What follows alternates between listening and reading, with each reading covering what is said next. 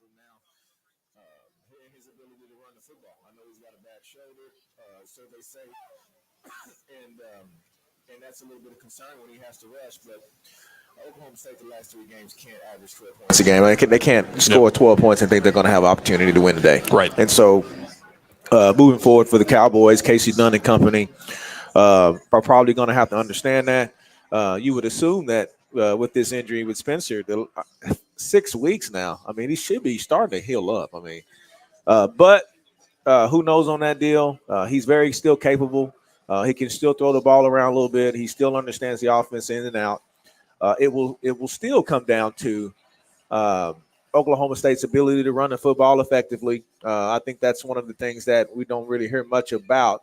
But as guys continue to get healthy on that front as well, you're hoping that the Cowboys can figure some things out and get some added consistency on the ground today. Well, Jaden Bray comes back a week ago, missed times his jump a couple of times, so they weren't able to utilize him as effectively as maybe they wanted to, and I think both those throws were Gunnar Gundy's. But with him trying to work Braden Johnson back, at least you feel like maybe you can stretch the field a little bit more to open things up for those slot guys who haven't seemed to be able to create much space the last few weeks. Yeah, they're going to need to be able to do that. I mean, Jaden Bray hadn't played a lot of football this year, and you can some of the rust can be expected. Maybe the jitters and so on and so forth. Not necessarily a game to kind of get things going in, but weirder things have happened here in Norman, and you want to see optimistically, those guys be able to make plays down the field against a defense that, quite frankly, is just really, really struggling. When you talk about 2 struggling defenses, and so there will be opportunity. I don't know what the answer is or what the problem is, however you want to look at it with the slot receivers. I think they're a very, very quality group of guys here, whether you're talking about Presley, John Paul Richardson. Those guys are elite level guys, and their lack of productivity or consistency getting those guys the ball is definitely a little concerning. You can look at it a lot of different ways, but I would probably say on the safe side of that deal is there are a lot of different ways that they could possibly get better. So it's not just one thing. So you want to see that improve, but most likely it'll be kind of a spotty situation where you'll have a game here where those guys kind of have a good game, and then they may go, dark next week. Who knows? Check us out. We're here live at Campus Corner in Norman. Myself and Rashaun. You can check out our feed on the Sports Animals Twitter page, also on the Sports Animal Facebook or Sports Animal on YouTube. So you can check us out there, leave a comment, or maybe even a question for Rashaun if you have one about today's game. And I have one right now just in terms of creating a little bit more flow offensively. We know they have to run the ball effectively and create some kind of pressure up front in order to have enough crevices, enough space to be able to open everything else up. Outside of that, is there anything creatively or anything in the playbook that you feel like Casey Dunn can do to give Oklahoma State more of an opportunity to succeed today? Yeah, formationally, there's things that they could possibly do more of. You don't know how deep the bag goes as far as how many formations they have, but you can use motion to displace defenses. We don't see a lot of that. Typically with no huddle offenses, motion is not a big factor in what you do from that standpoint, but formations are. Formation and shifting. If you go empty backfield, that can be a positive because you got so many guys that can be potential slot receiver guys. And then, have 5-man box situations for Spencer Sanders to take off and run. Okay. Or you go to the other side of that deal. If you really, really want a football, if you really want to run the football, bring in a tight end and a H-back or a fullback and utilize some of your heavier sets. Surprisingly enough, if you got a guy on the outside that can make plays, that formational change in itself may give you a one-on-one situation outside, which is to your advantage. Sure. Let alone as well as get a couple extra guys in there to block and be physical against a defense that has been struggling against the run. Hey, we're not talking about flea flickers and stuff like that. We're just talking about some things in order to take another guy out of the box or take another guy and have him moving away that you want him to go left and the play motion is to go right. That's right. If you're a physical football team, you get after guys and you feel like OU is smaller on defense or not as physical, then you want to get in your bigger sets. If it's the other way around, if you feel like you can win in space, you got a quarterback that can run. Hey, you spread guys out, make them cover the field. Mm-hmm. It softens the box up, and then you've got an elite runner in Spencer Sanders that can do some things running the football, as long as he makes sure he gets down. Yeah. Okay. Yeah. And that being said, they have put some different things on film. Ran a lot of motion stuff earlier this season against TCU. I kind of told a story in that game where things were flowing right. Action would go back to the left, and they have had some unconventional throws this year. It is Bedlam, so be on the lookout for stuff like that. I would imagine from both sides. And those things are difficult to prepare for, but at least some of this stuff is on film headed in to the game. Wanted to update our listeners here. Baylor taking on TCU. Baylor has the football and a 1-point lead. Now they've got a 3rd and 11 deep in their own territory. So TCU's still in good shape in this game, although Baylor just hit on a pretty long pass play that's going to take them into TCU territory here. Big play on 3rd and 11 for the Bears all the way down to TCU's 10-yard line. So this is a big play. TCU missed an extra point, as Matt Meyer just mentioned about 10 minutes ago, that could loom large in this game. You never know. And Baylor goes from being in deep trouble to being in pretty good shape to go down and score again against the Horned Frogs. Also Illinois on top in Michigan, 17-10. So Matt's going to be able to keep us up to speed on some of those stories coming up here in just a little bit. We talk about the history of the series. I know for a fact I asked you this question a year ago. It's coaching. The guys on the coaching staff are different. Players are different, but it's still hard when you look at the series of this rivalry, the history of it, to go against history. And last year it ended up working out for Oklahoma State, even though some of those crazy things happened in that game. Remember, Presley fumbles the ball inside the 10-yard line on a punt. Later on, he takes it back for a touchdown, kind of redeemed that moment. But it is difficult to ignore history when it's this one-sided between these two, but you kind of have to when you evaluate a game-by-game basis. That's right. Oklahoma's traditionally has just been at the top of football in the country for so long, and Oklahoma State really, hasn't really been in that realm at all through its tenure. And so they'll have some years here and there where they have some really special individuals, really special players and teams, but the consistency of it all really lies with OU, and you see that in the record. Mm-hmm. And really, not just the record with Oklahoma State, but I would say that there's quite a few of those records along the timeline against different teams. Oh, sure, yeah, are pretty skewed in that way. But since Oklahoma State's playing them today, it's easy to look at this one and really focus in on that. It's kind of one of the talking points anytime anybody from Oklahoma State gets to really, really talking about one of the victories. That's the first thing that OU fans will definitely bring out of the pocket, as they should. And so, with that being said, though, new coaches, new group of guys. Right. Oklahoma State's resurgence as a premier program is real. They are relevant, and they have been under Mike Gundy's tenure for at least half of his tenure, in my opinion. Mm-hmm. And so his record is not the best against the Sooners, but nobody that is coached for Oklahoma State's record really is when you got those kind of numbers. So no, not really. That's right. So, that's not really saying a whole lot. But the biggest thing I think that's positive for the Cowboys is that it's not an easy win for anybody. It's been a dogfight just about every year. Extremely competitive game, whether it's in Stillwater or it's in Norman. Yeah, there have been a lot of close games. That's right. Yeah. That's right. And so, many years where that hadn't been the case. And this particular year, as well as probably the last 10, it's been pretty exciting. I've been thankful to be a part of it as a fan and as a player. And this game is pretty evenly matched today, and it's definitely going to be one of the more exciting ones, although the records and nobody's really playing for, national champion status and so on. Yeah. You were, of course, part of one of the greatest modern moments in Oklahoma State history, catching a last-minute touchdown pass on this field that's just down the road from us. Without necessarily getting into the game, might talk about that a little bit later on, but what was the environment like going into that game, the preparation like for that game, and then coming out and playing on that field? Man, it's just awesome.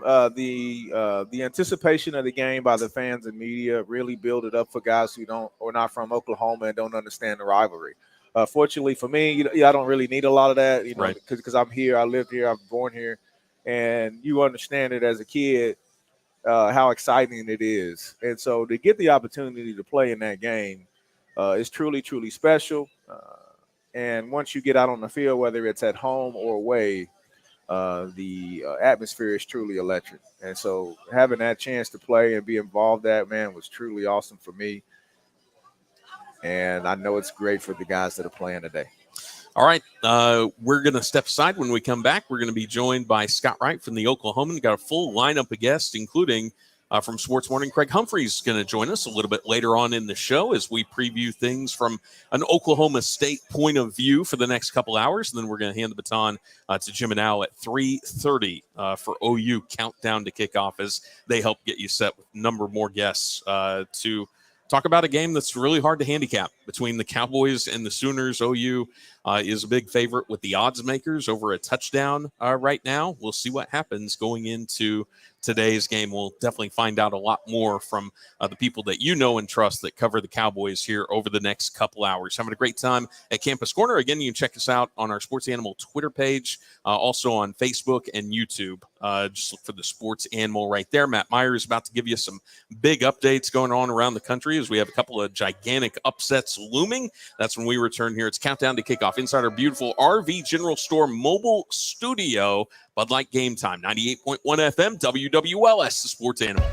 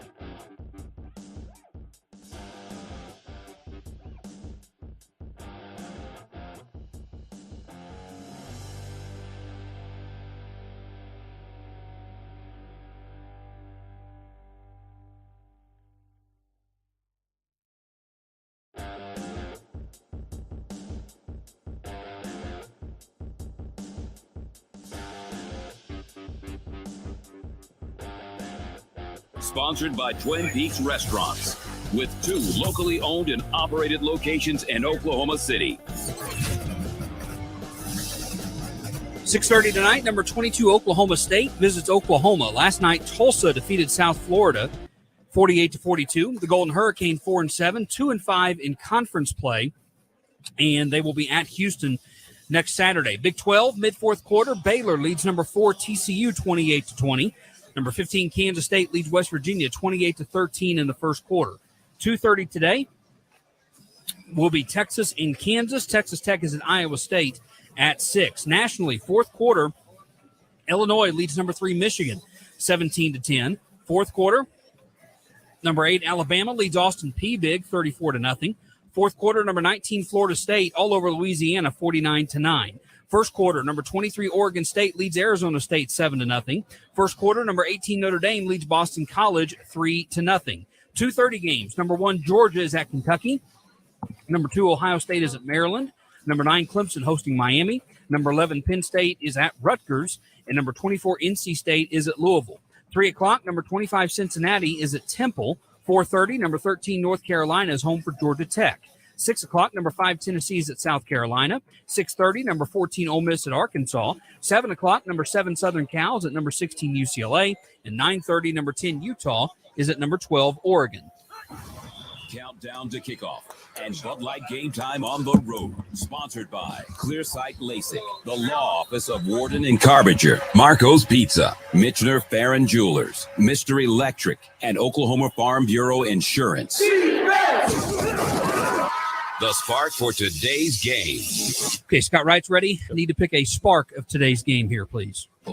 Mr. Sparky offers same-day electrical service.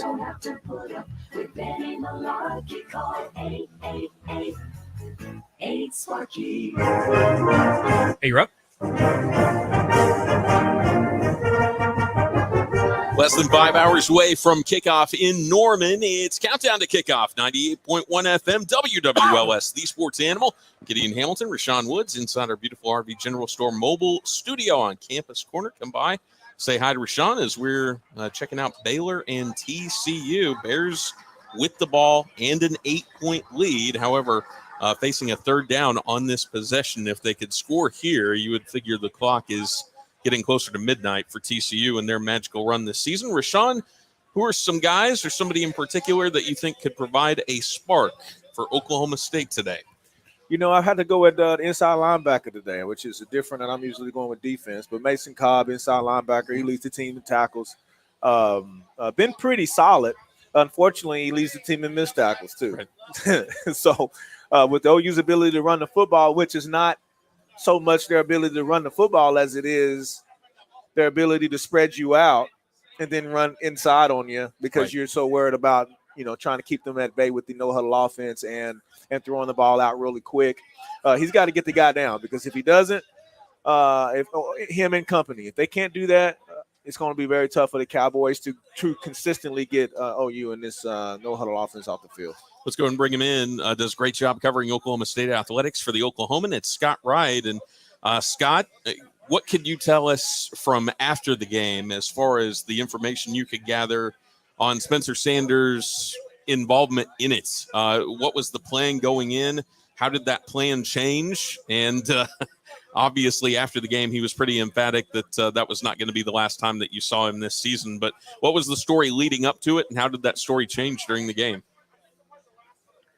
You know, it was interesting because obviously as far as we knew on the outside, he was not going to play, did not come out during pregame warm-ups for the Iowa State game. You know, he was on the sideline in shoulder pads, but he had done that the week before at Kansas. That wasn't a big shock.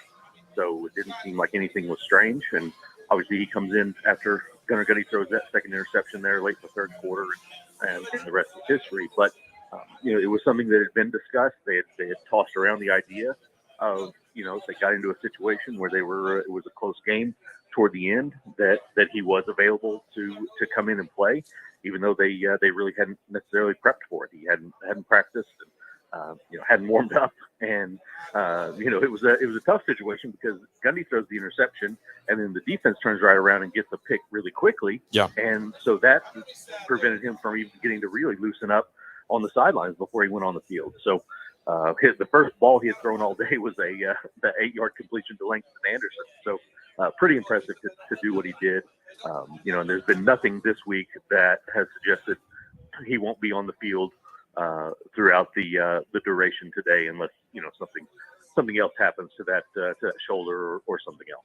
Another guy who had a terrific outing against Iowa State last week was Kendall Daniels, who seems to be kind of coming on as the season goes along. What can you tell us about him, Scott? Yeah, it's been really interesting to watch him because he's been a guy that from early on, even going back into training camp, everybody sort of looked at Sean Michael Flanagan as the guy who was going to start in that third safety spot along with Jason Taylor and Thomas Harper. And Daniels just began to emerge because of his big playability. And, he's still a redshirt freshman. He's still learning. He's still making mistakes. But he makes up for a lot of them with the big plays that he's capable of making. You saw so many of those last week with the forced fumble early, the interception a little bit later, and then, tied with Flanagan for a team-high 10 tackles. So he's a guy that has been limiting his mistakes as the season gets farther on, and as he's learning and gaining experience. And he's a guy I think today could have a big impact because he is really important in coming up and helping with the run. He gets a lot of his tackles by coming up into the box and taking on bigger guys and holding his own really well. He's a guy that they'll use in blitz packages coming out of the secondary as well. So they do a lot of things where he can be a big help today. And for Oklahoma State fans, obviously, hopefully make some big plays to swing the tide their way. We're visiting with Scott Wright. Does a great job covering the Cowboys for the Oklahoman as TCU gets big running play right to around the red zone against Baylor. The Bears on top 28-20, less than 5 minutes to play in that one. Scott, I know another guy that you think his play today is going to be critical for Oklahoma State's hopes against the Sooners is Jabbar Muhammad. Why? Yeah, he is such an important piece of what they do in the secondary, and I know that you look at that group as a whole, and you see they're 128th out of 131 teams in passing yards allowed. They're one of the worst pass defenses in the country, but individually they've got guys that can make plays, and Muhammad has established himself as one of the top cover corners in the Big 12, and so when you're looking at a guy like Marvin Mims trying to find an opportunity to make some plays. If you see number 7 on the opposite side, you got to feel good about that. If you're Oklahoma State, he was targeted 6 times last week, gave up 1 catch for 4 yards. So Muhammad has really established himself in his first year as a starter as a guy that has the potential to be a shutdown corner as his career progresses. Scott, when you take a look at OU, certainly a disappointment based on their own expectations coming into this year, even a few weeks into the season. But the one thing that Oklahoma can do really effectively is run the football, and that could mean some trouble for Oklahoma State. Who do the Cowboys need to depend upon today to help stop the run, and how much of a troublesome area has that been for Oklahoma State's defense this year?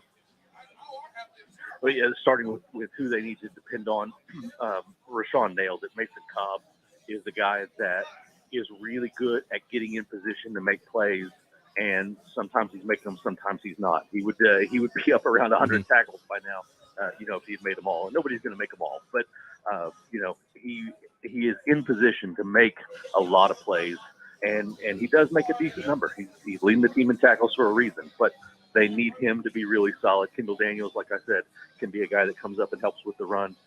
They need those guys not only being in position but finishing the tackles, because missed tackles have been part of the story for this Oklahoma State defense, and in particular when you look at the run game. So it was one of those things where you kind of thought they're going against Bijan Robinson and Deuce Vaughn, and that's going to happen, and then all of a sudden. Devin Neal from Kansas goes for 224, and you're like, yeah, right. Maybe this is a little bit more of an issue. So it's a scary situation today, but obviously you look at what Eric Gray did a week ago and going over 200, and OU still lost. So it's not necessarily a dagger if you give up big running yards. You just got to be able to make more plays. All right. Finally, Scott, what do you think happens today? Give us a sense of how you think this one plays out between the Cowboys and the Sooners. Kind of a hard one to get a handle on, isn't it?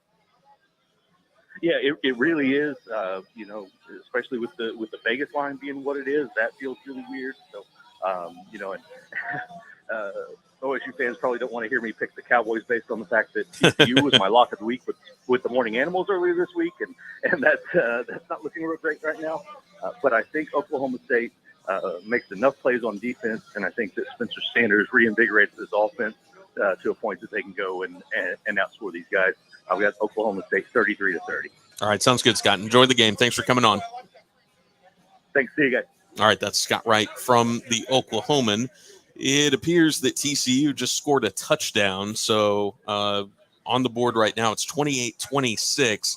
TCU is obviously going to have to attempt a 2-point conversion here. There are just over 2 minutes to play there in Waco. We talked about Kendall Daniels, and I know you were very impressed with the way that he played against Iowa State a week ago, Rashaun.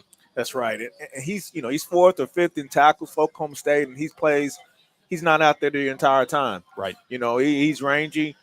He's a special athletic talent, standing at 6'4", playing safety and playing and hitting like that. Okay, you don't get a lot of guys that are flying down, and he hits the guy in that game last week and just flat out dislodges the ball. And I'm telling you, as impressive of a play that was, he also intercepts the ball that's tipped later on into the game and returns the thing. Just a phenomenal talent all the way around. A very young kid as well, or young man as well, and will play and continue to get better. He still has some weight to add on that frame as he matures, and will be a big-time, high-value player for many years, I think. Yeah. They just don't make him like that. And still retain the physicality and quickness combination that he has over on the defensive side of the ball. Could be an important player today. Yeah, he will be. He will be. Clearly, if he's making plays, he can make every play that can be made out on the field.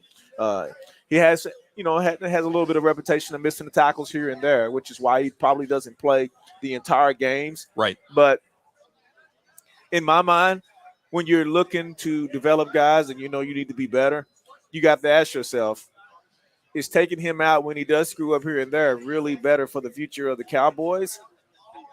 Thankfully, that's not right something that I got to worry about. Okay, that's Coach Mason and company and those guys, making sure that those guys are playing well and continuing to improve. So. All right, coming up next, we're going to visit with Craig Humphries from Sports Morning. TCU did not convert on the 2-point conversion, had a player open in the flat. Max Duggan led him a little bit too far. Ball was dropped, and Baylor is going to get the ball back. However, TCU has all 3 of their timeouts. So unless Baylor gets a first down here, TCU is going to have an opportunity to go down and win the game relatively easily.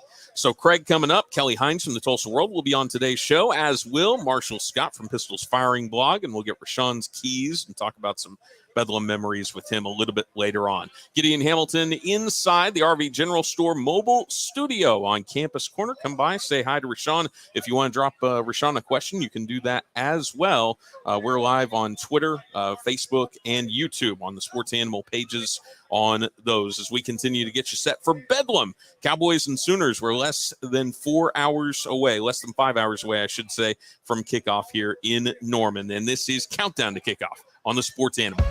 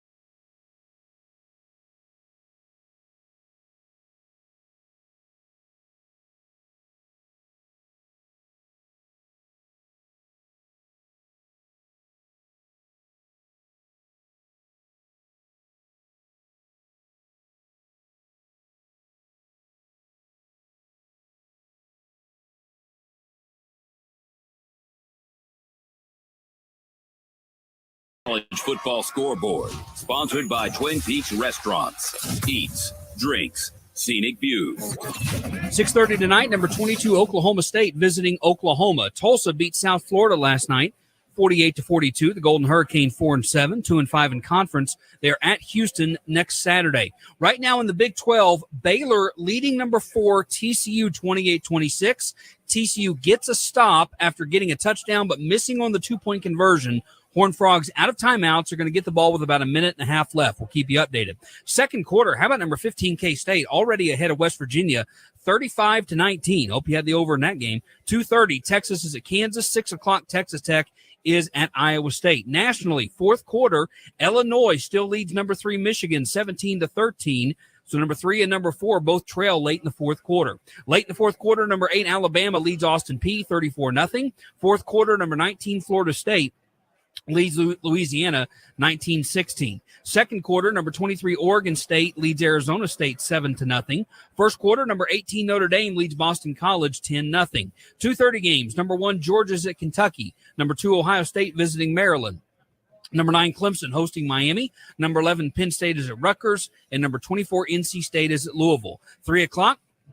Number 25 Cincinnati visiting Temple. 4:30 today, number 13 North Carolina hosting Georgia Tech. 7 o'clock tonight, number 7 Southern Cal's at number 16 UCLA. And 9:30, number 10 Utah is at number 12 Oregon. W. Hey guys, Craig's ready. Here we go, guys. Village, Oklahoma City, your home of the Oklahoma City Thunder. A Cumulus media station.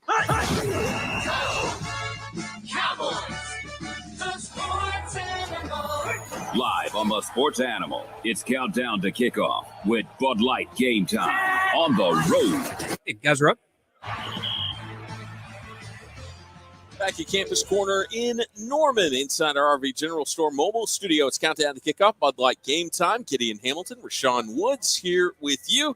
Keeping tabs on a couple of upset bids going on, although things looking better for TCU now with the ball back. No timeouts, but a minute 34 left to go. So really all you're looking at is a couple of big chunk plays, and they're able to get in position to win that one as we bring in our good friend. You, of course, know him as the host of Sports Morning, which you can hear every weekday here on 98.1 FM, WWLS, The Sports Animal. It's Craig Humphries. Craig, how are you doing today?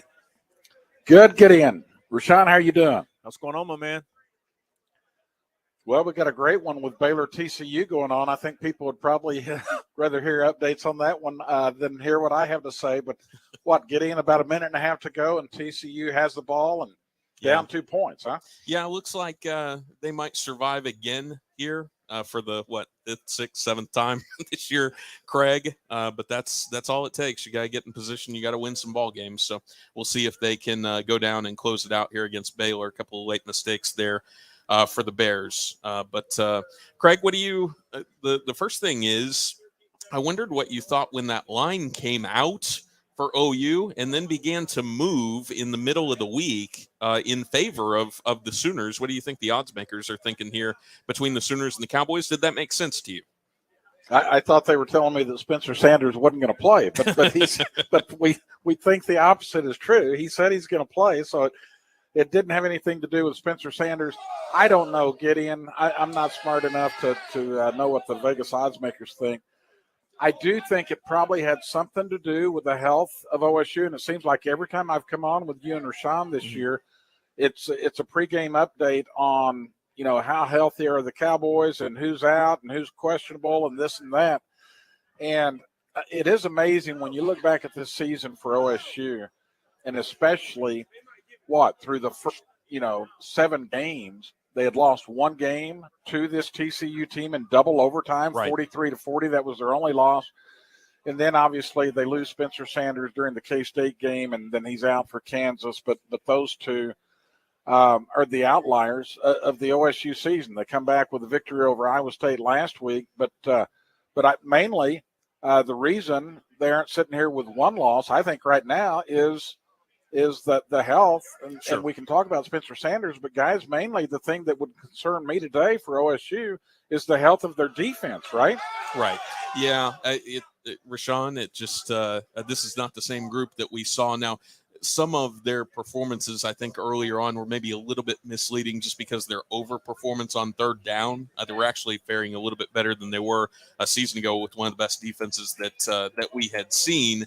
But then I just feel like in terms of the missed tackles that we've been seeing over the last 3 or 4 weeks, health certainly plays a part in that. But also you have some guys that are just kind of new to this system that haven't been playing the way that they feel like they've been capable.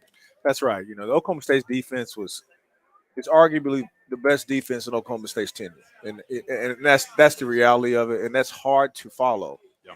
A lot of that's going to go on the coordinator, Coach Mason. And you got to think about that and understand that before you take the job of how good the defense was in so many categories, and know that anything less than that will end up coming back on you. And but the reality of it is that they graduated quite a few guys. They had some COVID seniors there that went on and played at the next level, and they could really play. It's evident by the Rodriguez kid that's at Detroit and so on and so forth. Right, there's a lot of guys that are on rosters right now. But with that being said, you would think that the pressure would still continue. They had guys like Trace Ford before he got hurt, Colin Oliver, those guys were coming back. Lacey, that ended up, that was out for a couple games and so on. A lot of those guys are still there. And to wonder why the consistency in getting to the quarterback or the pressure that we may have seen in the past is not happening at the level that we've become used to is definitely a concern, because those guys are, essentially still there. Right. And I don't know what the Cowboys would have to find out or figure out this week going into playing a team that really they're going to throw the ball out in 2 seconds or less. How do they get pressure on them? How do they make it tough for the Sooners and make Gabriel hold the football?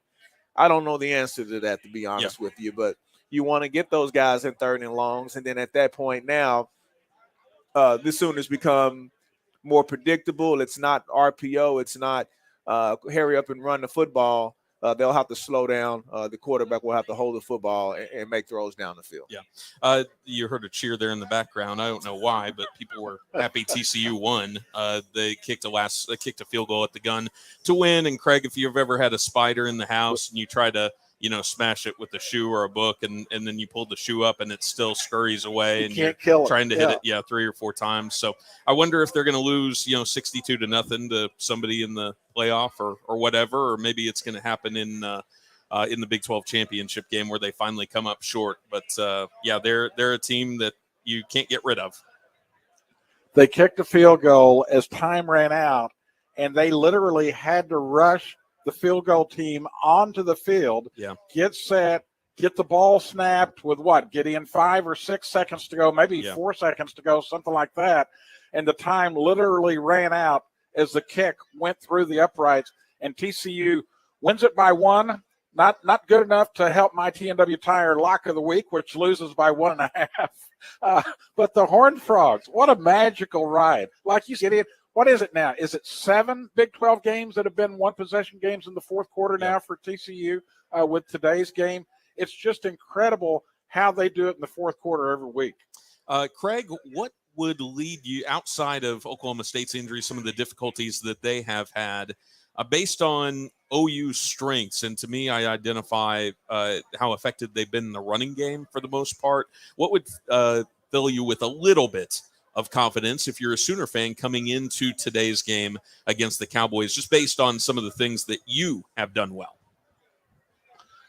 Yeah, I think that the running game, like you said, with Eric Gray, OU has been able to run the ball with their tailback. That's one thing that OSU has not been able to do, is have a running game with the tailback. They've had to depend on Spencer Sanders to run the football. But no, I mean, the thing that would not give me confidence if I'm an OU fan is just the mistakes that they've made to beat themselves week after week after week. And it's penalties. It's just boneheaded plays like running into the punt returner before the punt comes down, things like that. That the offensive penalty we saw last week, which was offensive pass interference, but it was caused by a veteran tight end, Braden Willis, just turning upfield and getting past the line of scrimmage when he knows that he has to catch that pass behind the line of scrimmage. to make the contact in the end zone and that type of thing. No, this team has just played very, very undisciplined football. And I guess that's a couple of surprises, Gideon. One is I thought OU would be a little sounder defensively with Brent Venables. Now, maybe it's just because they don't have the players. And we talked in the preseason how, Michael Turk, the punter, was the only preseason all-conference player that OU had, and there was a reason for that because maybe their talent is just down that much. But I have been surprised how poor they've been defensively, but also how undisciplined this team has been, Gideon. Yeah, no, that's exactly right. I would imagine, Craig, at the conclusion of this game, if we're talking about an OU win, I would think it would be because they stayed disciplined and really committed to running the football with a variety of different players out of different sets and things like that, and use their creativity in that way. Since this is, kind of our OSU-themed pregame show, if we're here after the game talking about an Oklahoma State victory, Craig, it'll be because they did what effectively in today's game in your mind? Well, for one, it would be number one because Spencer Sanders was healthy enough to have a steady diet of running the football. I'm not just talking about called run plays, but scrambles, whatever, that he's not afraid to take, contact 10 or 15 times at least during this game, maybe more if he needs to, because OU has just had a really tough time handling the quarterback run, whether it's called run plays like last week against West Virginia or Adrian Martinez scrambling or Max Duggan or just go down the list of quarterbacks that have run the ball well against Oklahoma. So, no, I think OSU also, I think it's that their defense would have forced some turnovers like they did last. Dylan Gabriel didn't turn the ball over for much of the season, but then he had a 3-turnover game here recently. But I do think OSU is probably going to need to force a few turnovers today by Oklahoma. And like I said, Oklahoma, to me, they're very capable of coughing the ball up and making the mistakes there. But Gideon, really, honestly, going into the game, to me, it's how healthy is this OSU defense. Right. And OSU, can they force OU to throw the football? Because now the other thing, and Scott Wright talked about it, OSU is near the bottom as far as passing yards given up. And Gabriel has had some games where he's thrown, for a bunch of yards. What against Kansas did they have, what was it, almost 700 yards or something like that? Mm-hmm. I mean, they've put up some pretty big yards, and a lot of it through the passing game at times this year, Gideon. No question about it, Craig. Now, I know there was some tension between you and a member of your own family where you're yelling at your son, Sam, hey, if you think OSU is going to cover the spread, pick them straight up. What was your pick in today's game between – he was telling us about that last night. What was your pick in today's game between the Sooners and the Cowboys? My pick, I have not made a score pick. I did say I was going to pick Oklahoma to win the game. Hey, listen, I'm old-fashioned. I think that home field, Pat Jones tells me home field doesn't make a darn bit of difference. And your man Rashaun right there, he's had success against OU. Had the game winner in Norman, right, Rashaun? That's right. Then just torched them the next year in Stillwater. So maybe it doesn't make any difference to guys like Pat Jones or Rashaun. But I do think that that OU has a whole lot better chance this year playing in Norman than in Stillwater. Now, Gideon, to me, it just comes down to if this game was played a month or so ago, at the time that OSU played TCU or Texas or whatever, OSU would be the easy pick. Right now, after the last 3 or 4 weeks, yes, Oklahoma's lost a couple of games, but they've been competitive 3-point games. While OSU, had the blowout loss to K-State and to Kansas. And so came back and beat Iowa State, forced the 5 turnovers. And that's why I think it's going to be important for OSU to force some turnovers if they're going to win in Norman. But I don't know, Gideon. I have no idea. Like I said, you're talking to the guy who's probably done worse on his locks of the week than anyone. If I had to pick it, I would probably say Oklahoma, like 38 to 31, something like that neighborhood. All right. So if you gave the 7.5, you're probably going to lose. Kind of a high scoring affair between the two. Craig, no, I think there's going to be. I think there's going to be a lot of points scored. I can't see a defensive slugfest, like I said, with the health of the OSU defense and this OU defense. I have zero trust in. Craig, we appreciate you taking time to join us this afternoon. Enjoy the game tonight. Thanks, Gideon. Thanks, Rashaun. All right, that's Craig Humphries. Of course, you can hear Craig every weekday morning here on Sports Morning from 9 to noon on WWLS, the Sports Animal. Illinois still on top of Michigan, 17-16. Illini have the ball. Michigan is going to run through their allotment of timeouts, probably get the ball back with about 2 minutes left to go, and then they'll be able to go down and potentially win that game on a last-second field goal. Matt Meyer's going to have the latest on that score. When we return, we'll be joined by the Tulsa World's Kelly Hines to break down Bedlam today. Gideon Hamilton, Rashaun Woods here inside our beautiful RV General Store mobile studio, Campus Corner, as we are less than 5 hours away from the Cowboys and the Sooners getting on just down the street. You're listening to Countdown to Kickoff, 98.1 FM, WWLS, Sports Animal.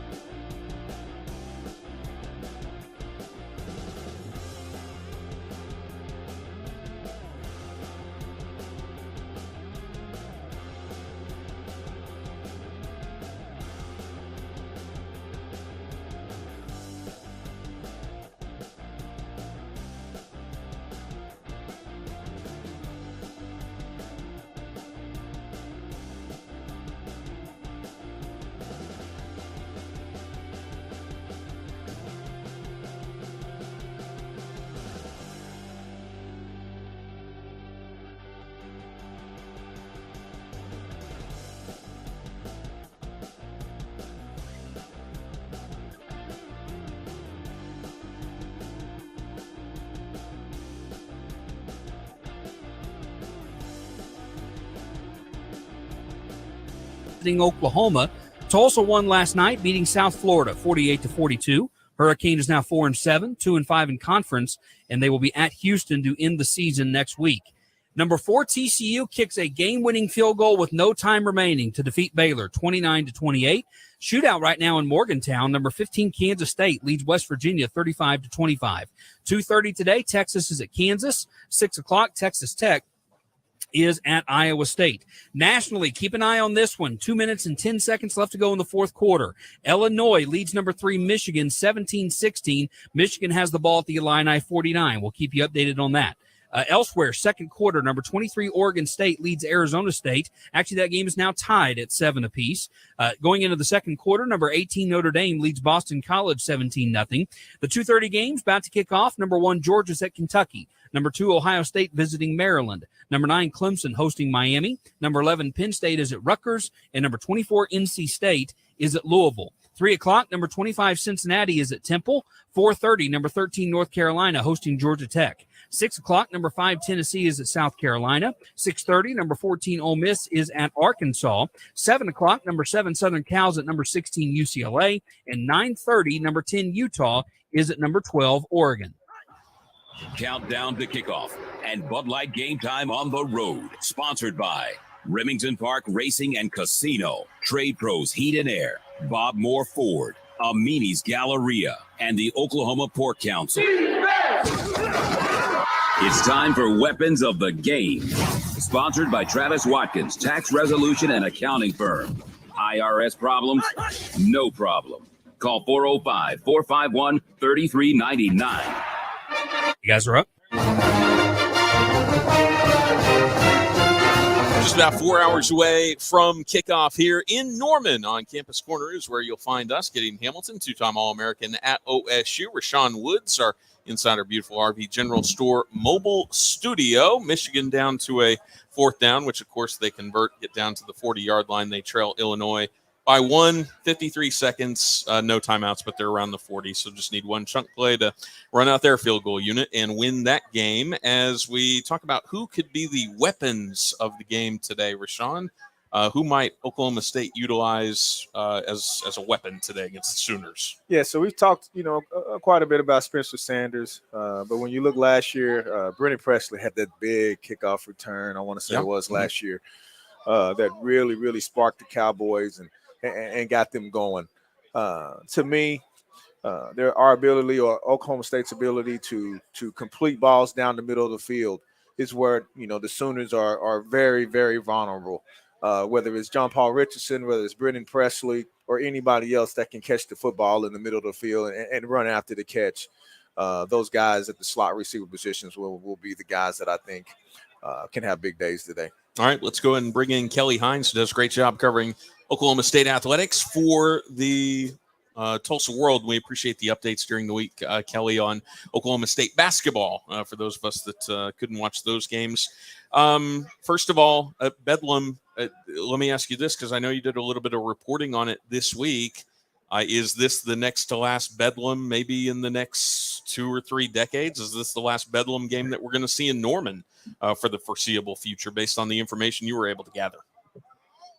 Yeah, I think at least for the foreseeable future, I think it is, maybe looking, more down the line, like 2030 and beyond, which sounds really far away, but actually really isn't in terms of scheduling. It's just, Oklahoma State's schedule is getting filled up. They have home and home series with Arkansas, Alabama, Nebraska, Colorado. Those are series they're extremely excited about.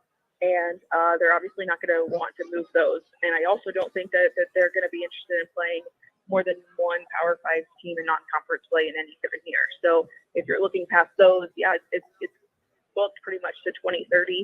So I think maybe in the future, that'll be back on the table. But at least for now, it's not. And I think that we have to savor these last couple of games, because it probably will be a while before there are more. Michigan already in the red zone, so they're a couple of plays away from attempting a game-winning field goal here against Illinois, the second top 4 team to win at the gun, basically, at the end of this one, if Michigan is able to convert that play.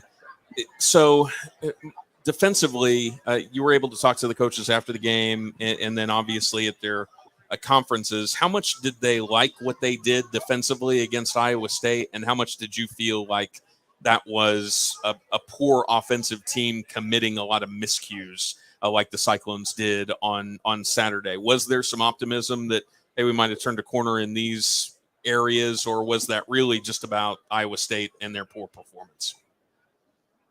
I think it's a combination of both. I think that more than anything, OSU's defense was able to generate a lot of confidence from the way that it played, especially in the fourth quarter, getting 4 sacks, and a lot of that was based on what Iowa State was doing. But still, that's something that you can point to. We did that. We went out there, and the game was on the line, and we got that done to close the game out. That just hadn't been done a lot in recent weeks. So, despite all the injuries and all of the things that have kind of compounded to not be an ideal situation, to be able to overcome that against anybody, I think is a feat in this conference. So I thought it was a good stepping stone and something that, they could build off for these last couple of games. And I think more than anything, just seeing those guys, make plays when those plays just hadn't been made. Jason Taylor told me, he's like, that's what we did last year. That's what this defense was known for. We haven't been able to do that this year. This was just, us trying to get back to that. Obviously, the opponent dictated a lot of that, but still, it was good to see. Talking with Kelly Hines, does a great job covering the Cowboys for the Tulsa World. And, the big question today is Spencer Sanders ready to run with the football to give Oklahoma State that added dimension. But I remember being a kid listening to Bill Teagan's Tom Dorado call OSU football games because they were never on TV. And if I was, a kid and Spencer Sanders was my favorite player, that would have been one of the coolest things ever to see him come in, toward the end of the game. You don't think he's going to play, he's hurt, and to see them leading them on a game-winning touchdown drive. That was a cool moment, wasn't it, Kelly?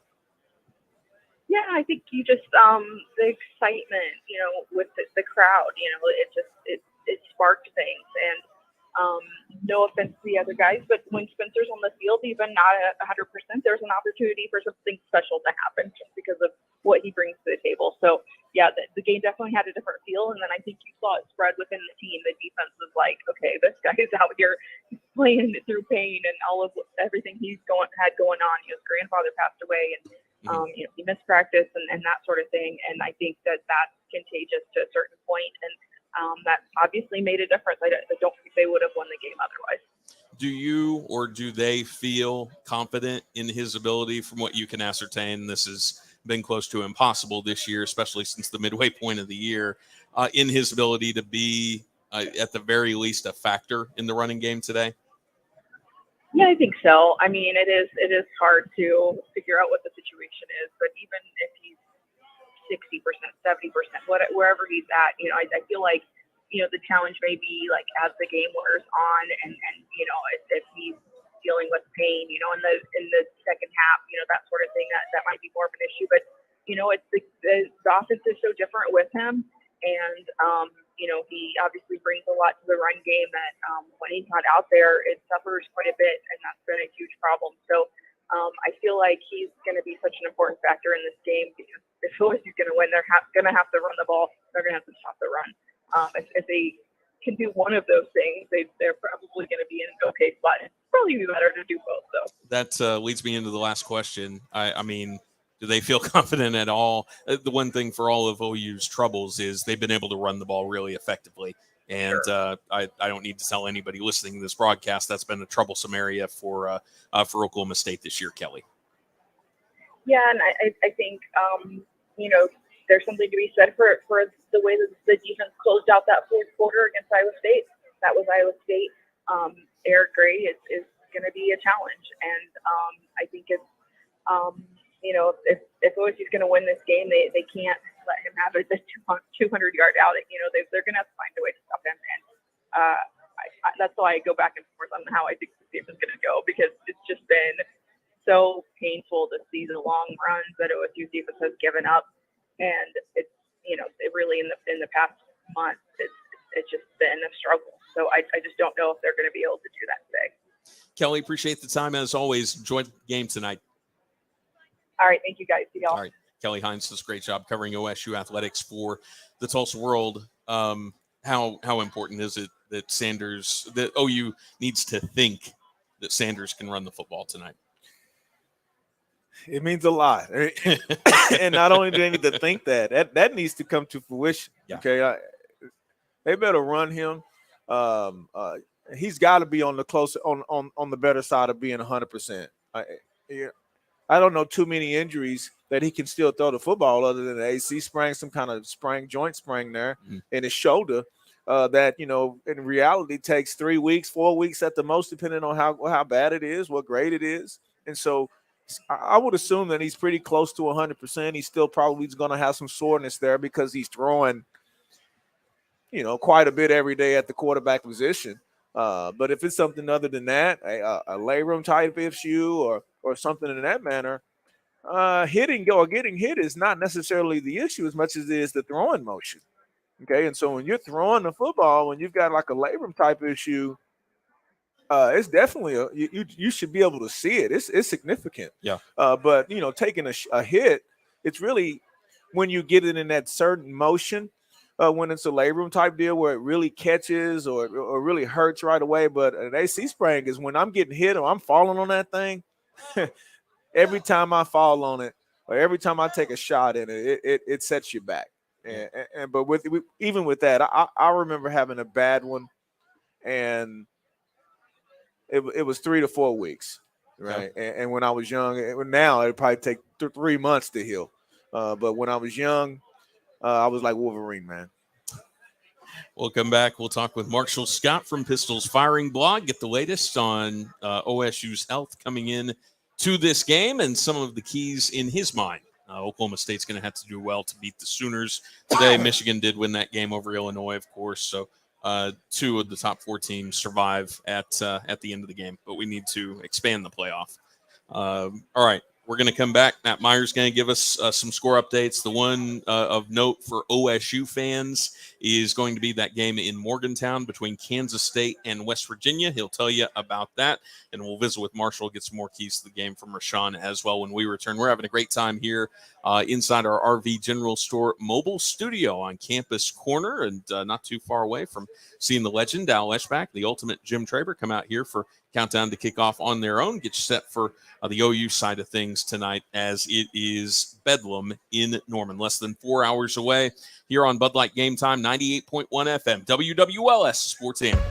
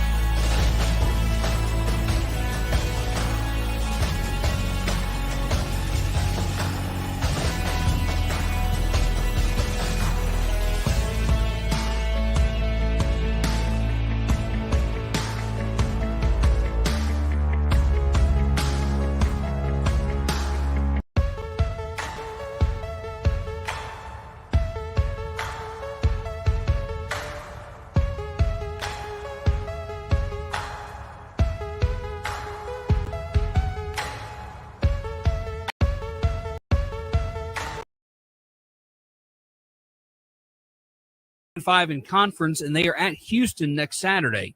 Elsewhere in the Big 12, right before the half, number 15 Kansas State leads West Virginia 41-25. No score early between Texas and Kansas. Number 4 TCU hits a last-second field goal to defeat Baylor 29-28.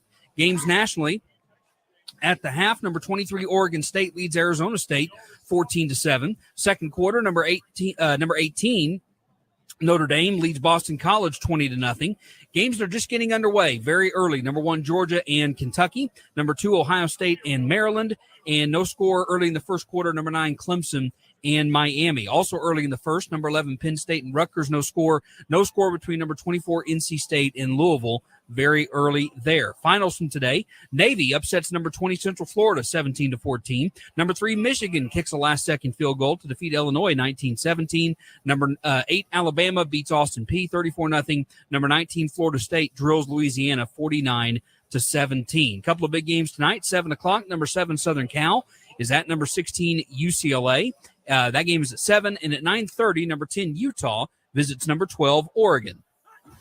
Countdown to kickoff and Bud Light Game Time on the road. Sponsored by Lucky Star Casino, Rob's Ranch, Addiction Treatment for Men, Triple Play Home Services, Midwest Engineering and Testing Corporation, McBride Orthopedic Hospital Clinic, The Metal Store, and ZT Cigars. Who will air it out in today's game? Sponsored by Air Comfort Solutions. Make the winning call. Call 405-721-3740. Hey, guys, are up. This is Countdown to Kickoff, Bud Light Game Time, live from historic Campus Corner in Norman in the RV General Store, Sports Animal Mobile Studio, driven by Eskridge Lexus of Oklahoma City. Gideon Hamilton, Rashaun Woods here with you as we get set for Bedlam, the Cowboys and the Sooners, 6:30 tonight. And before we bring in Marshall Scott, who's going to air it out today in today's game, basically the direction I want to go with that is there is a deep threat there with Marvin Mims for Dylan Gabriel. And who's going to be tasked there? Jabbar Muhammad, obviously, is going to be asked to make some plays. Jason Taylor coming over from that safety spot, who's been so big for the Cowboys all year long. What do the Cowboys need to do to keep the Sooners from making big plays today? Yeah, make sure Jabbar Muhammad, who is a guy that we've not necessarily talked a ton about, but is a guy that, in speaking with coaches, he's got a real talent. He can really, really stay with the top guys, and he needs to stay with Mims. Either you hope that they don't get the ball to Mims, which at times they don't do a good job of getting the ball to him. Right. But if they do decide that, hey, they want to make him a focal point, we're hoping that Jabbar Muhammad is in close proximity. And that will go a long way in slowing down this offense that can really, truthfully, really get going if it has some success early. All right, let's go and bring him in. Hardest working man in show business, Marshall Scott from Pistols Firing Blog. Great daily resource for all OSU sports. And all I need to do is tell you that Marshall, just in the last couple of days, has covered Cowboy basketball, cross country, wrestling, and now we'll cover a football game tonight. Marshall, we appreciate you joining us. You worn out yet? A little bit. It was cold at the cross country thing this morning, but honestly, a pretty cool event. I haven't been to a college cross country race in my life, but ended in a tie with Northern Arizona getting the win off of some sort of tiebreaker, but it was honestly pretty exciting. All right, man. No, there's definitely some cool things going on. Tonight is going to be one of them, and I wanted to go back to that game against Iowa State a week ago. Just in your estimation, was that a little bit of the defense getting close to a corner in order to turn it, or was that more just about playing a bad offense that made a lot of mistakes? Yeah, I think both can be true. If I had to say, I'd lean a little more towards Iowa State, just kind of thinking on offense. Okay. It really helps that Iowa State can't run the ball. So then, they become one-dimensional. They have to throw it. Their quarterback's thrown a ridiculous amount of interceptions this year. So I don't know how much of that carries over into this game with, Eric Gray's ability to run the ball. I don't think it matches up very well with Oklahoma State's defense. So, but I think both can be true. I think they did get probably a little bit closer. Confidence certainly helps, but I think Iowa State also just kind of stinks off it. What you think about the play of Kendall Daniels, who is kind of coming into his own here early in his Cowboy career? He was terrific last week. Yeah, he had one really big miss early, one missed tackle early, but then that seemed to somehow wake him up or something. The hit that forced the fumble was thunderous. You rarely see hits like that anymore that don't end in targeting or something. Obviously, the interception, his second or third already this season. We've heard all about his pedigree coming out of Beggs, a 4-star guy, really highly touted, was supposed to go to Texas A&M, and now just kind of seeing him up close and personal, he's ginormous. He makes a lot of plays, and he's a lot of fun to watch. Marshall Scott from Pistols Firing is our guest right now. Man, how surreal was that a week ago? Where first of all, you have the play where Gundy's helmet pops off, and Rangel and Sanders are both set to run out there, and you're thinking, "Oh my gosh, he's actually going to take the field here." And then later on, they just put him in, and he's good to go. 3 and out that first time, and then finds Jaden Nixon in the end zone after finding him a couple of plays earlier in that drive, and leads the Cowboys basically. That was a lead that they would never relinquish. So helping lead OSU to a victory, that is going to go down in the books as one of the more wild games that we've seen in the last few years, just based on the lack of expectation that we had that he would even play in the game. Yeah, super weird. And even with like the helmet falling off, that kind of seemed like it was a 4th down. So that kind of seems like a position that Gundy likes to punt in normally. It drives fans crazy that sometimes they'll punt from, the opponent's 39 on 4th and short. So that kind of seemed like a position he'd punt, especially considering his quarterback helmet fell off.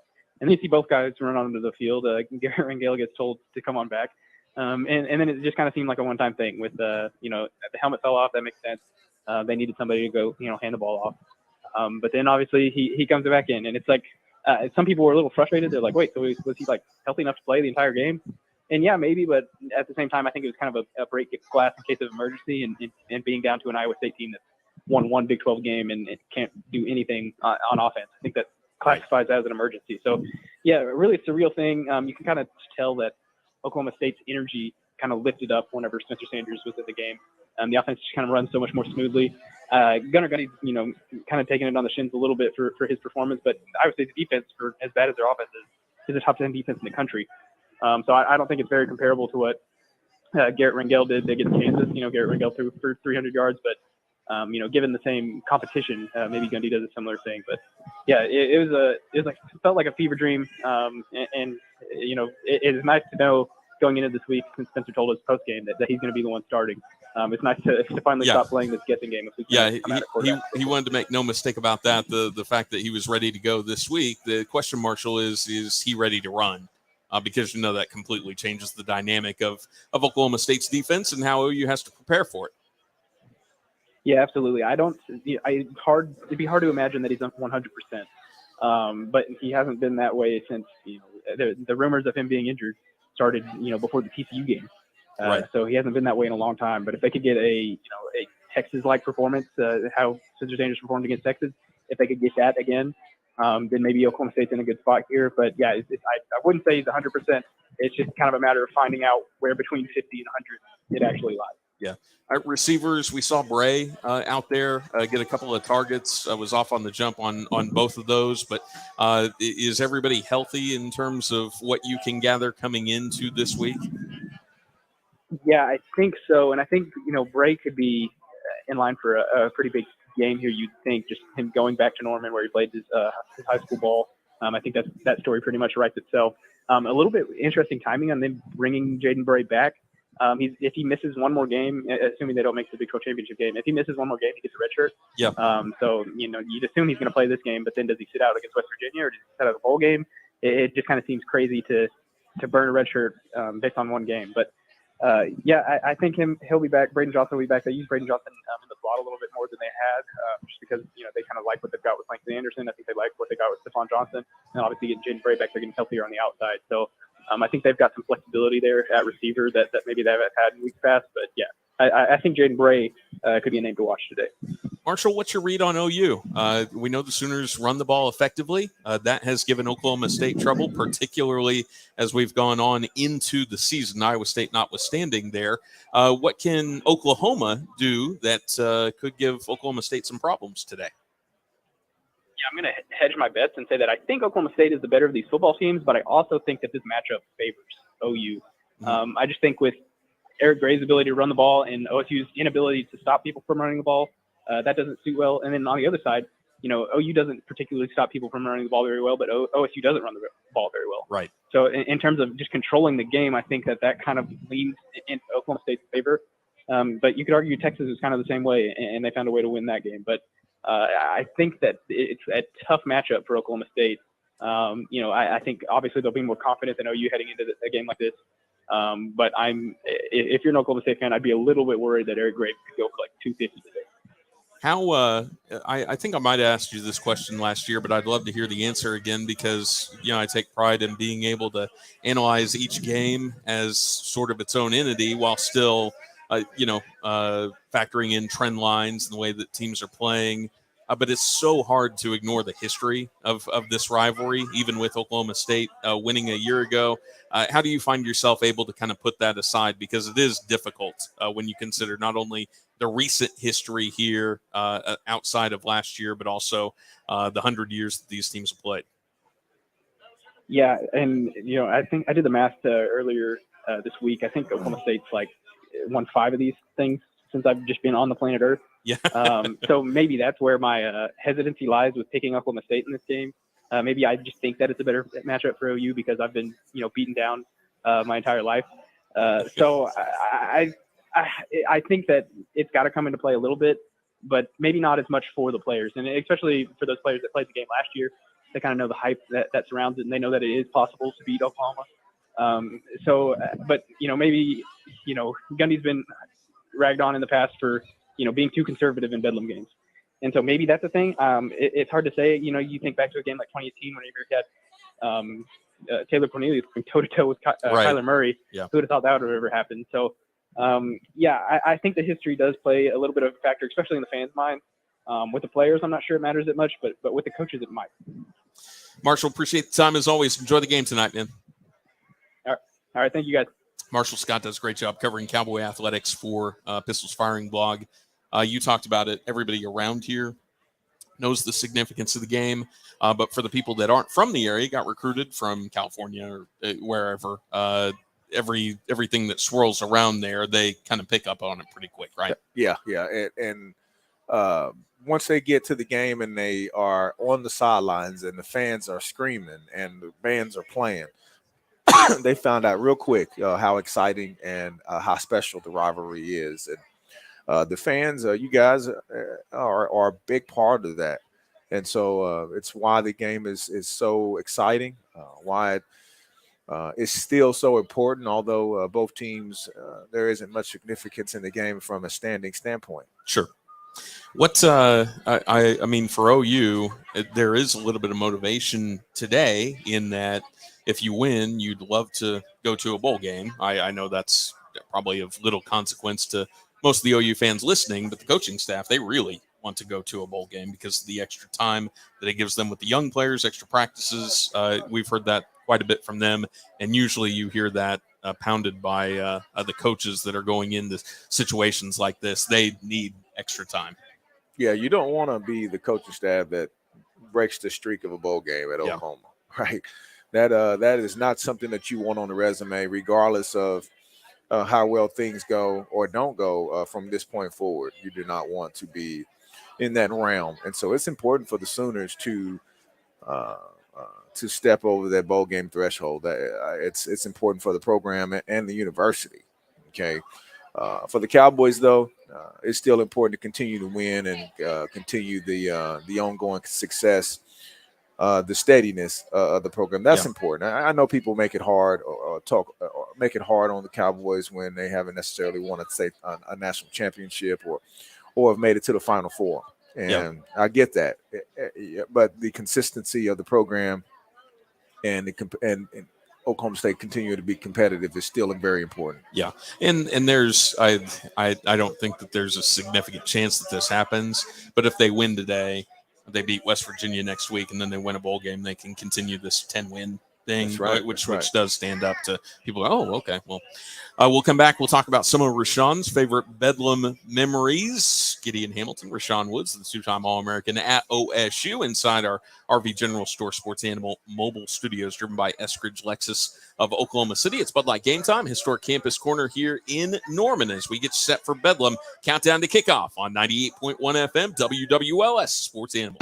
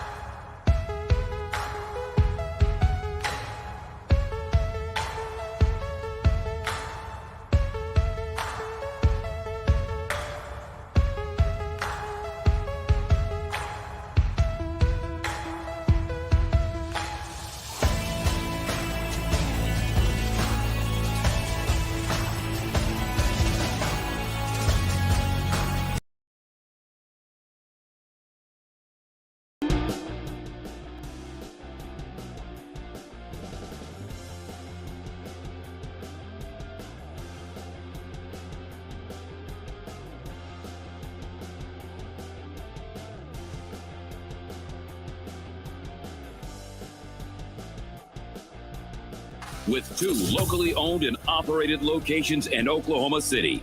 Number 22, Oklahoma State, visiting Oklahoma tonight at 6:30. Tulsa defeated South Florida last night, 48-42. The Golden Hurricane 4-7, 2-5 in conference play. They are at Houston next Saturday. Big 12, beginning of the third quarter, number 15 Kansas State leads West Virginia 41-25. First quarter, Texas leads Kansas 14-0. 6 o'clock, Texas Tech is at Iowa State, and number 4 TCU kicks a last-second field goal to defeat Baylor 29-28. Top 25 going into the second quarter. Number 23 Oregon State leads Arizona State 14-7. Second quarter, number 18 Notre Dame all over Boston College 30-0. First quarter, no score. Number 1 Georgia and Kentucky. First quarter, number 2 Ohio State leads Maryland 7-3. In the first, number 9 Clemson leads Miami 7-0. First quarter, Rutgers leads number 11 Penn State 3-0. And in the first quarter, no score. Number 24 NC State and Louisville. Finals from today. Navy defeats number 20 Central Florida 17-14. Number 3 Michigan kicks a last-minute field goal to defeat Illinois 19-17. Number 8 Alabama defeats Austin Peay 34-0. Number 19 Florida State beats Louisiana 49-17. Coming up here in a matter of minutes, number 25 Cincinnati will be at Temple. 6 o'clock, number 5 Tennessee's at South Carolina, rather. 7 o'clock, number 7 USC is at number 16 UCLA. And at 9:30, number 10 Utah visits number 12 Oregon. WLSFM, The Village, Oklahoma City, your home of the Oklahoma City Thunder. You could do probably about a 10-minute segment here, Okay. break, and then Station. everything on the other side.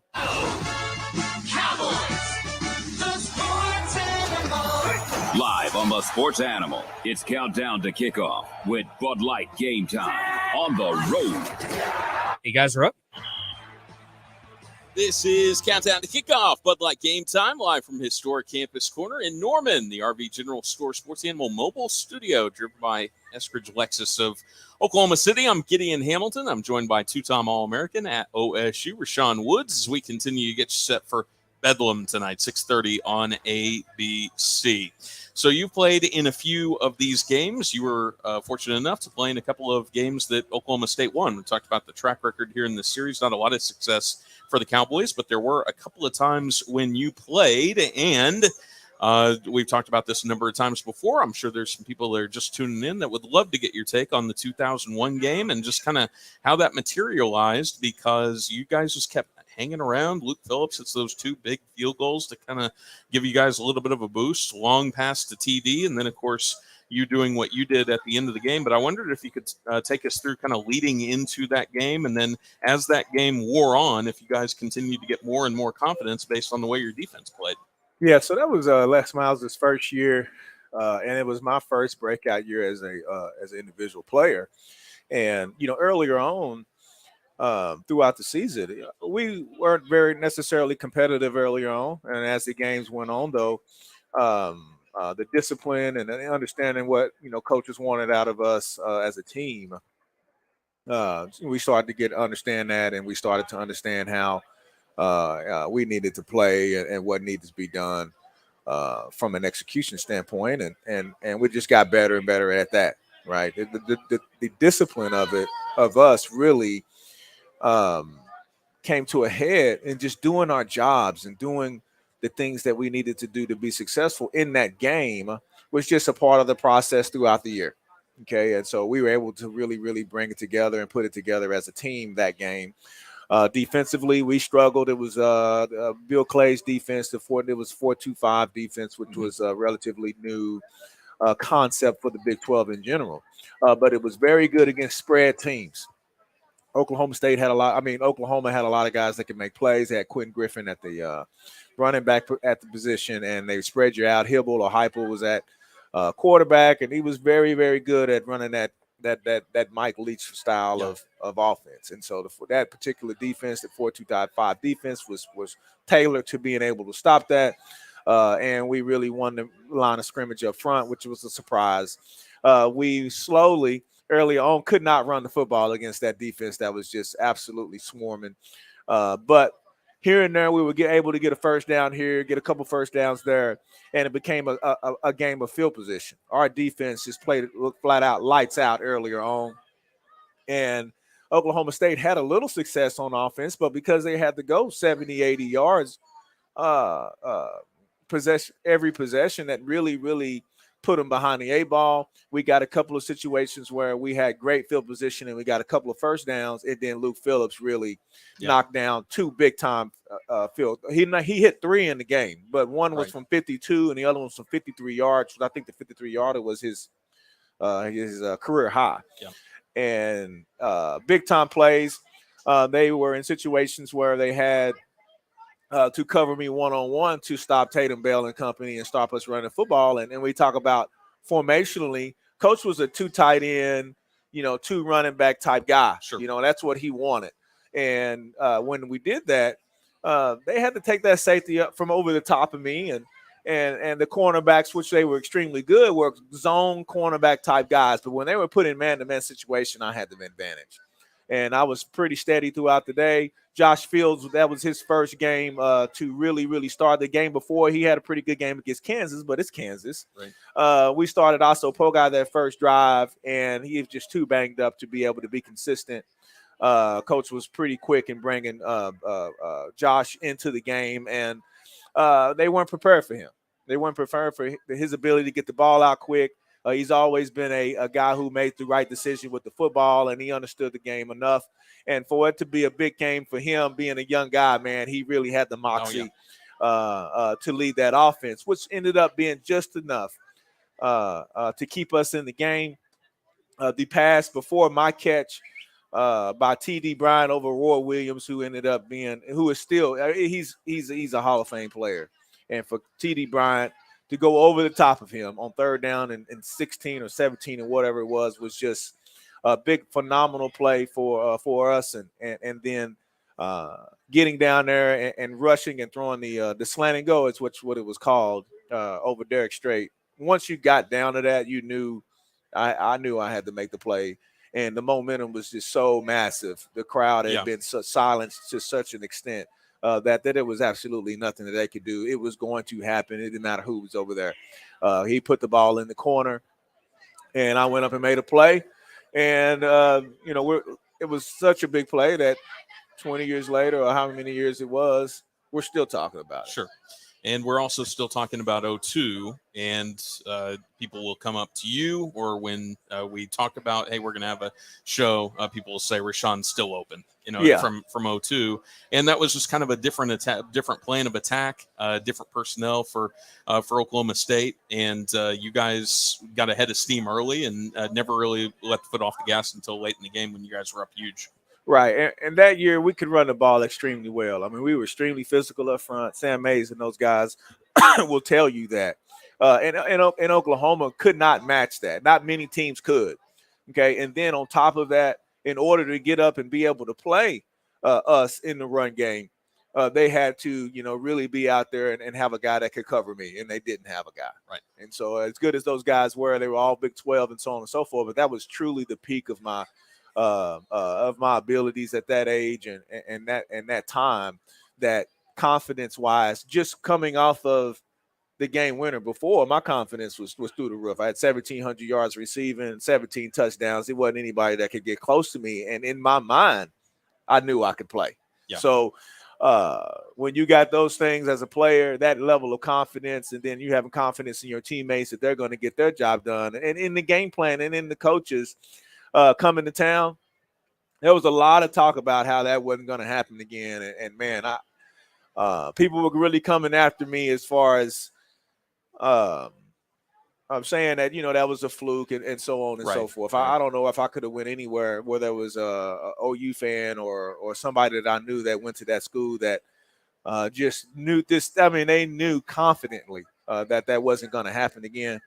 And sure enough, though, they single covered me out there, and another history moment, right? So that's how it happened. That's the memory of it all. Great memory for me, obviously, and the Cowboys. But I don't know if that's necessarily going to help the Cowboys today, as as is evident by the all-time record. No, that's just two of the 20 or 19 games. There are some guys we could have on this show that wouldn't be able to give us any kind of memories like that, Rashaun. That's right. Who just didn't win, and they might have been playing as freshmen all the way to their senior year and not been able to beat these guys over the years. Right. That era, those guys under Les were able to get it done twice. All right, coming up next, we'll get Rashaun's final thoughts and keys to today's game as the Cowboys take on the Sooners. 6:30 ABC here in Norman. It is countdown to kickoff. Bud Light Game Time live from historic Campus Corner here in Norman. That's where you can find us, and also check us out all day long on our Sports Animal Twitter, Facebook, and YouTube pages. We're here inside the RV General Store mobile studio driven by Eskridge Lexus of Oklahoma City. Gideon and Rashaun, we're coming back with more. It's countdown to kickoff on the Sports Animal.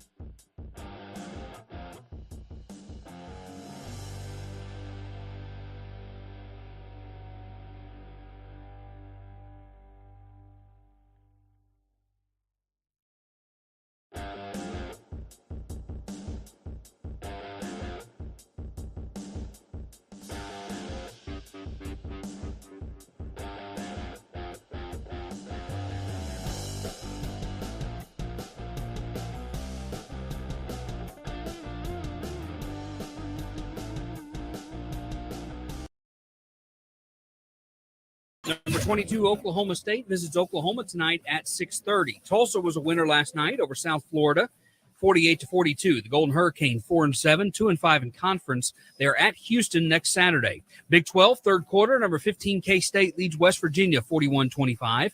Going into the second quarter, Texas all over Kansas, 14-0. 6 o'clock tonight, Texas Tech is at Iowa State, and number 4, TCU slips past Baylor, 29-28. Nationally, third quarter, number 23, Oregon State leads Arizona State 21-7.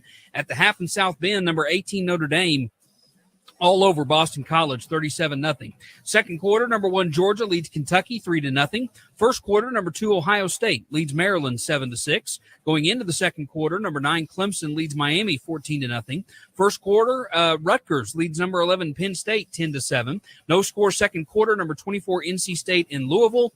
Very early in the first, no score, number 25, Cincinnati and Temple. Finals from today, Navy pulls the upset, defeating number 20 Central Florida 17-14. Number 3 Michigan gets past Illinois 19-17. Number 8 Alabama defeats Austin Peay 34-0.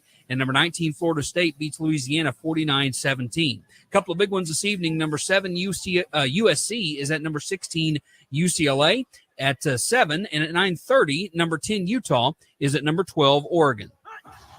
Countdown to kickoff and Bud Light Game Time on the road. Sponsored by Advanced Laser and Cataract Center, Gregory Brown Farmers Insurance Agent, QC Kinetics, and the Car Crash Clinic of Dr. Martin Lopez.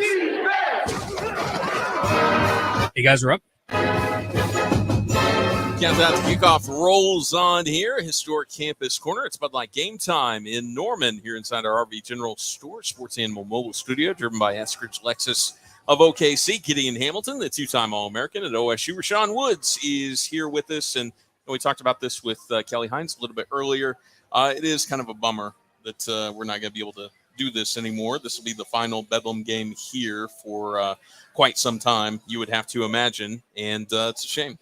Yeah, it really is, and you know, you can't help but think that, you know, some of the animosity of it all, or the of everything and how it all happened, it ended up contributing a little bit to, you know, not having the game in the future as well. It's so unfortunate that it ends up being so much more about other things outside of just a great rivalry. Yeah. Okay. And at the end of the day, you know, I think it's been something that's been, you know, the part of the very fabric of Oklahoma. Sure. To have that game. And I think that the powers that be have lost sight of that, unfortunately, for the sake of whatever they're chasing out there. And so it's going to be a detriment to the state.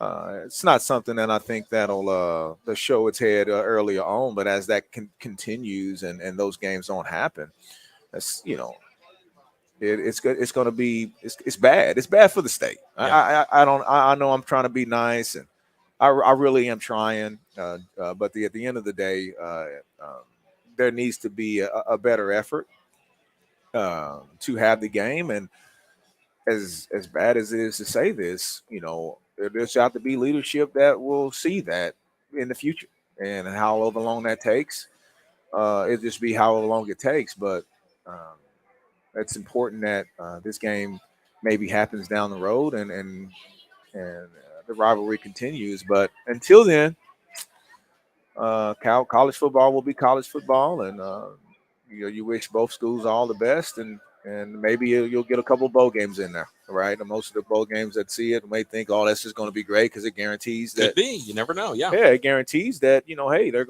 going to be packed out. It's going to be electric atmosphere, everything that you would want in a college football game.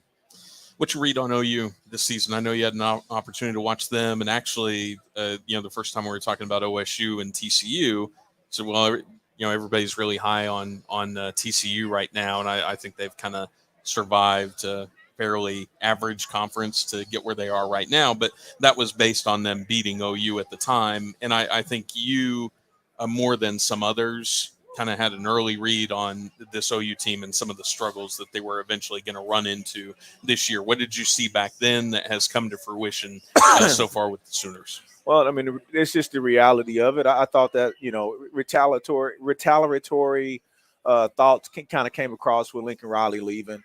Okay, and then as you saw the guys on the team start to leave and enter the transfer portal, really it wasn't anything that Venables could do, and as he should not have done, to try and keep those guys. If they don't want to be to wear a Sooner uniform, then by all means, find another place to play. Yep. And so if I was a Sooner fan, I'll tell their butts that, get on after it and get somewhere else and get the guys in here that want to be Sooners. And throughout that process, though, it was going to be a shaky one.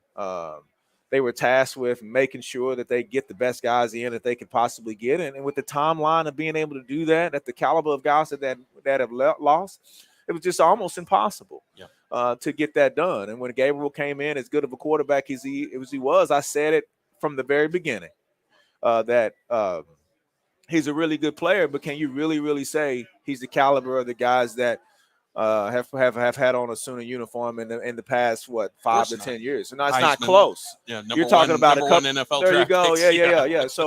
So you just don't have that level of player, and just because you play for OU doesn't mean that automatically that's going to happen. That was a combination of good coaching, a combination of getting those guys and recruiting and getting those guys here. Those guys can flat out play. Caleb Williams, and so on and so forth. Those guys are literally starting for all three of them were respectively starting for their professional programs, which is not happening now. Well, I think one of the guys isn't starting anymore. But with that being said, he's not that caliber of guy. The receivers and the skill guys and so on and so forth have not been the caliber of guys that you see starting in the NFL right now. Right.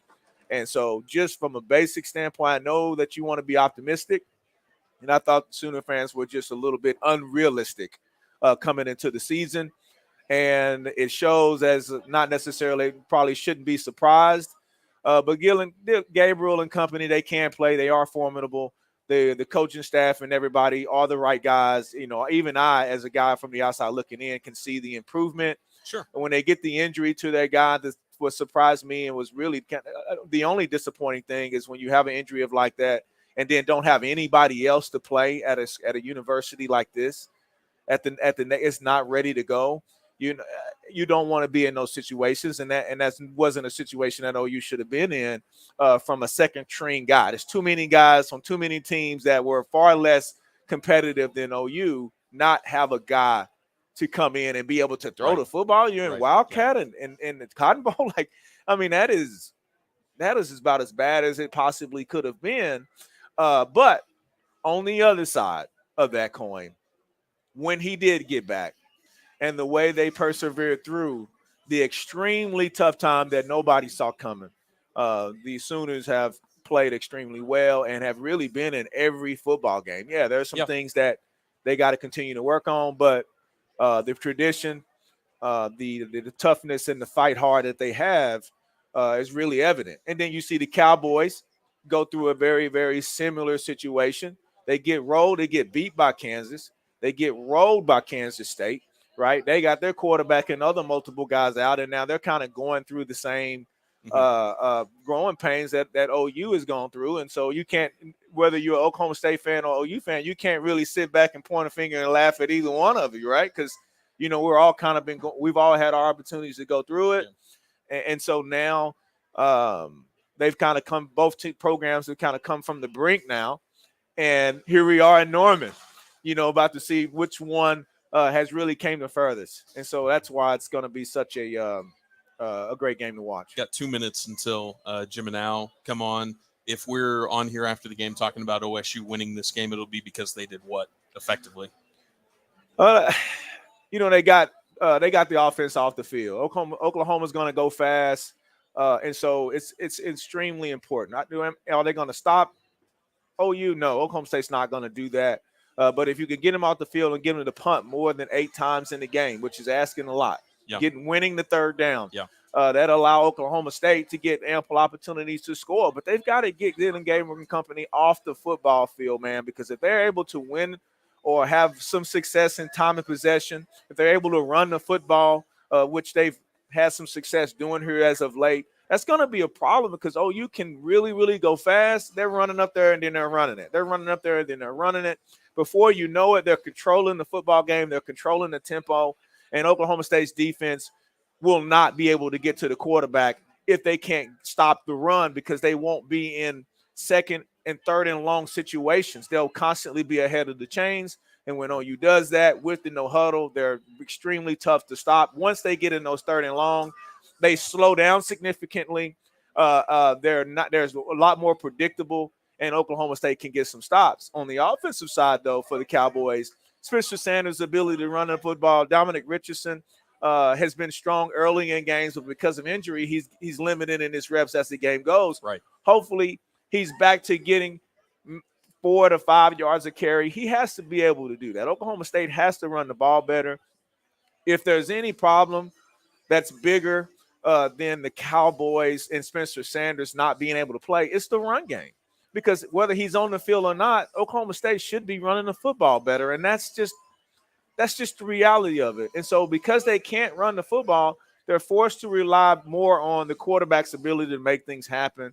And whether you have that guy or not, running the football is a great antidote to whatever situation you're presented with, whether you're trying to control the game or just really win the time of possession.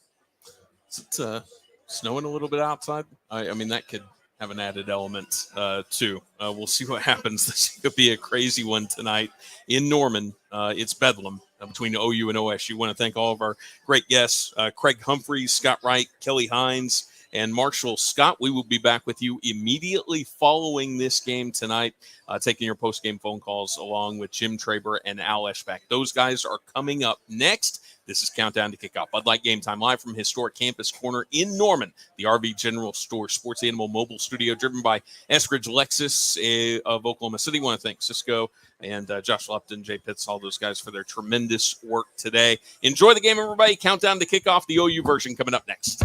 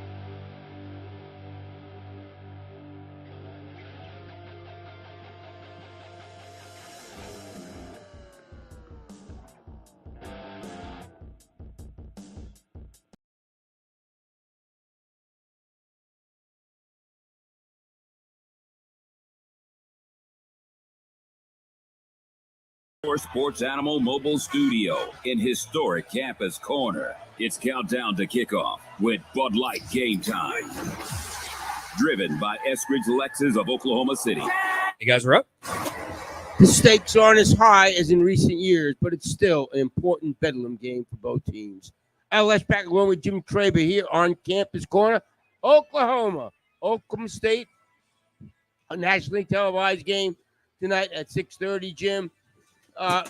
In other years, this game had conference championship implications and who's going to go to Arlington and all that. That's gone, but it's still Bedlam, and especially Oklahoma got to win a game to get to a bowl game.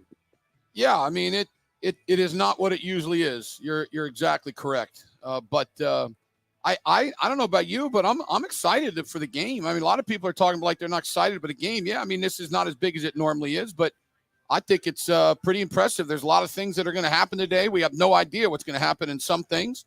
So I don't know. I'm ready for the game. Ready for to see if OU can get to a bowl game or if OSU can win 2 in a row. They haven't won 2 in a row since our man Rashaun Woods was playing at OSU. That's exactly right. In 01 and 02, they beat Oklahoma twice. So yeah, one of them they barely won. The other one they just obliterated. Yeah. Remember after the game we met with Mike Stoops, and Mike Stoops said I couldn't stop anything. I had no idea what the heck to do against Rashaun Woods, and shows you how great of a lot of y'all may not remember him. Some of you youngsters, but Rashaun he's one of the best players ever played at Oklahoma State. Absolutely, first round draft pick by the Chargers.